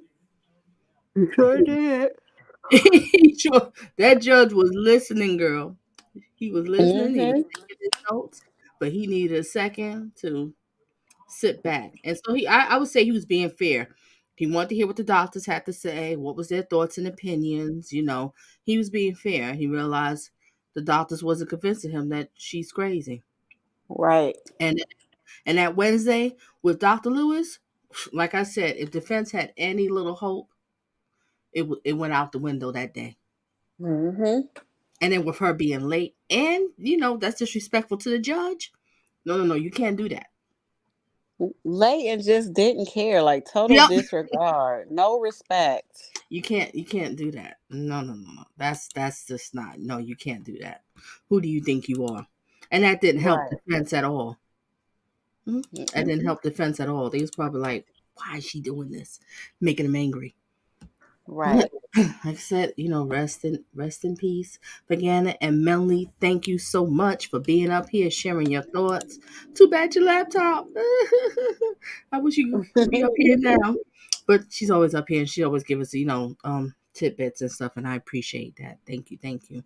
And thank you, Nell, Gigi. Do you have any closing thoughts you want to say? Nope, I'm glad it's over. No, right. It's over. It's over. And she's done. And we found out everything happened. It's just so sad about what happened to this little man. Mm-hmm. Children do not ask to be born. Children can't pick their parents, because half of us parents is walking around, if they can pick, we probably would not be on the list. Nowhere near. Right. You know what I'm saying? I've always said that. Always thought about that. So, and children is God's blessings to you. And when God gives you these blessings, these are not really our kids, the LGG. These are God's kids. He gave them to us, and He wants to know how you taking care of them. Yep. We're supposed to take care of the children. We're supposed to protect the children. The seniors, the old people, they can't really defend for themselves. Supposed to protect them too. And this is really sad. And listening to the mother, it's heartbreaking. I can see Al is hurting. So many other people's hurting and been affected by this. And she just sat there, Nell Gigi, and didn't care. Didn't care. She didn't care. She didn't care. She sat there like, oh boy. And wasn't one point she was yarning? Laughing and stretching. Yep. She didn't care. But I think that her lawyer with the glasses, my thoughts a little bit I was watching, I think hearing those impacts kind of did something to him. Yeah. Because, he got a little standoffish from her. I guess a little whatever was going on. He's like, he got a little standoffish, but everybody was feeling in that room. Yeah. Those some deep Hard. words, but she didn't feel it. Nope. When She you won't dealing, allow herself to. yeah, ladies and gentlemen, when you're dealing with these narcissistic, sociopaths, psychopaths, the problem with them is one thing they all have in common is they have no remorse and no empathy. And they also is all about them, poor them. They don't care. When I covered that case with Italian Roland, he didn't care. But his whole thing, it's not him, it's somebody else. How is it not you, sir? The video shows you trying to take money out the ATM using her card. The video shows you with her phone. You remember? Showing you with her Yeah. phone trying to sell it. I mean, really? And you remember? Oh, that's another one. His mama was an enabler. Remember? So was. Remember the judge said, "Well, ma'am, why not your son?" Because I raised him. And he ripped on her like, "Well, you did a poor job." Yep, he sure did. Another mother would be an enabler. Parents, fathers can be enablers too. And that was Mm-hmm. sad. Mm. But justice for Gannon. Justice for Gannon. And again, Melly, thank you, thank you, thank you. And what does Black Lady Jane have to say, Donna? Melly and LGG. Thank you, ladies. I'm glad you ladies with me and my tears. Mm. Aww. Love you, girl. Love you, girl. And thank you, everybody who's there. Thank you, the Bushes and stuff. Yeah, it's over and done with, and it's just so sad. Mm-hmm. It is. It really is. It really is. It really is a sad thing. All right, so justice for Gannon, and also I want to say is I'm gonna try to do something for some more commentary because they need justice too. These children don't have to go through this. Only thing children have to worry about is, you know, getting good Nothing. grades. Yeah, Right. that's it. That's the only stress they supposed to have. I remember my boys was little. I used to tell them, all you have to worry about is one, you worship your Lord and Savior. That comes first. Respect me and get good grades, and I'll take care of Mm-hmm. everything else. You shouldn't have to worry about it, and that's very Right. easy. Mm-hmm. Those are some easy requirements because we already know when they become adults, they're going to be stressed out, have to deal with this and deal with that. So we want to make their life easy and set the groundwork, set things so when they become an adult, they can be on their own, they can take care of themselves, and everything will be fine for them. Mm. Right. Some parents don't feel that way, Nope. And Letecia, it was all about Al. He didn't care about your daughter either. You messed your daughter up too. He didn't care. Didn't care because you're a narcissist. She's your child. You birthed her. You probably never wanted no kids. You birthed her, so you own her. She do what she say, and she's supposed to get over it. Because it's all about you, right, Letecia? All right. So, ladies and gentlemen, I'm going to end here and thank everybody who's been engaging. Thank everybody who's been hanging out with me, watching this trial because it's been how many weeks now? 4 or 5 weeks? I can't remember, but it's been a minute. It has been a minute. And thank you. And thank you for all the channel blessings. And like I said, stay tuned for some more of Donna Just Being Real. All right. And let's have a moment of silence for Gannon. A moment of silence for Gannon, everybody.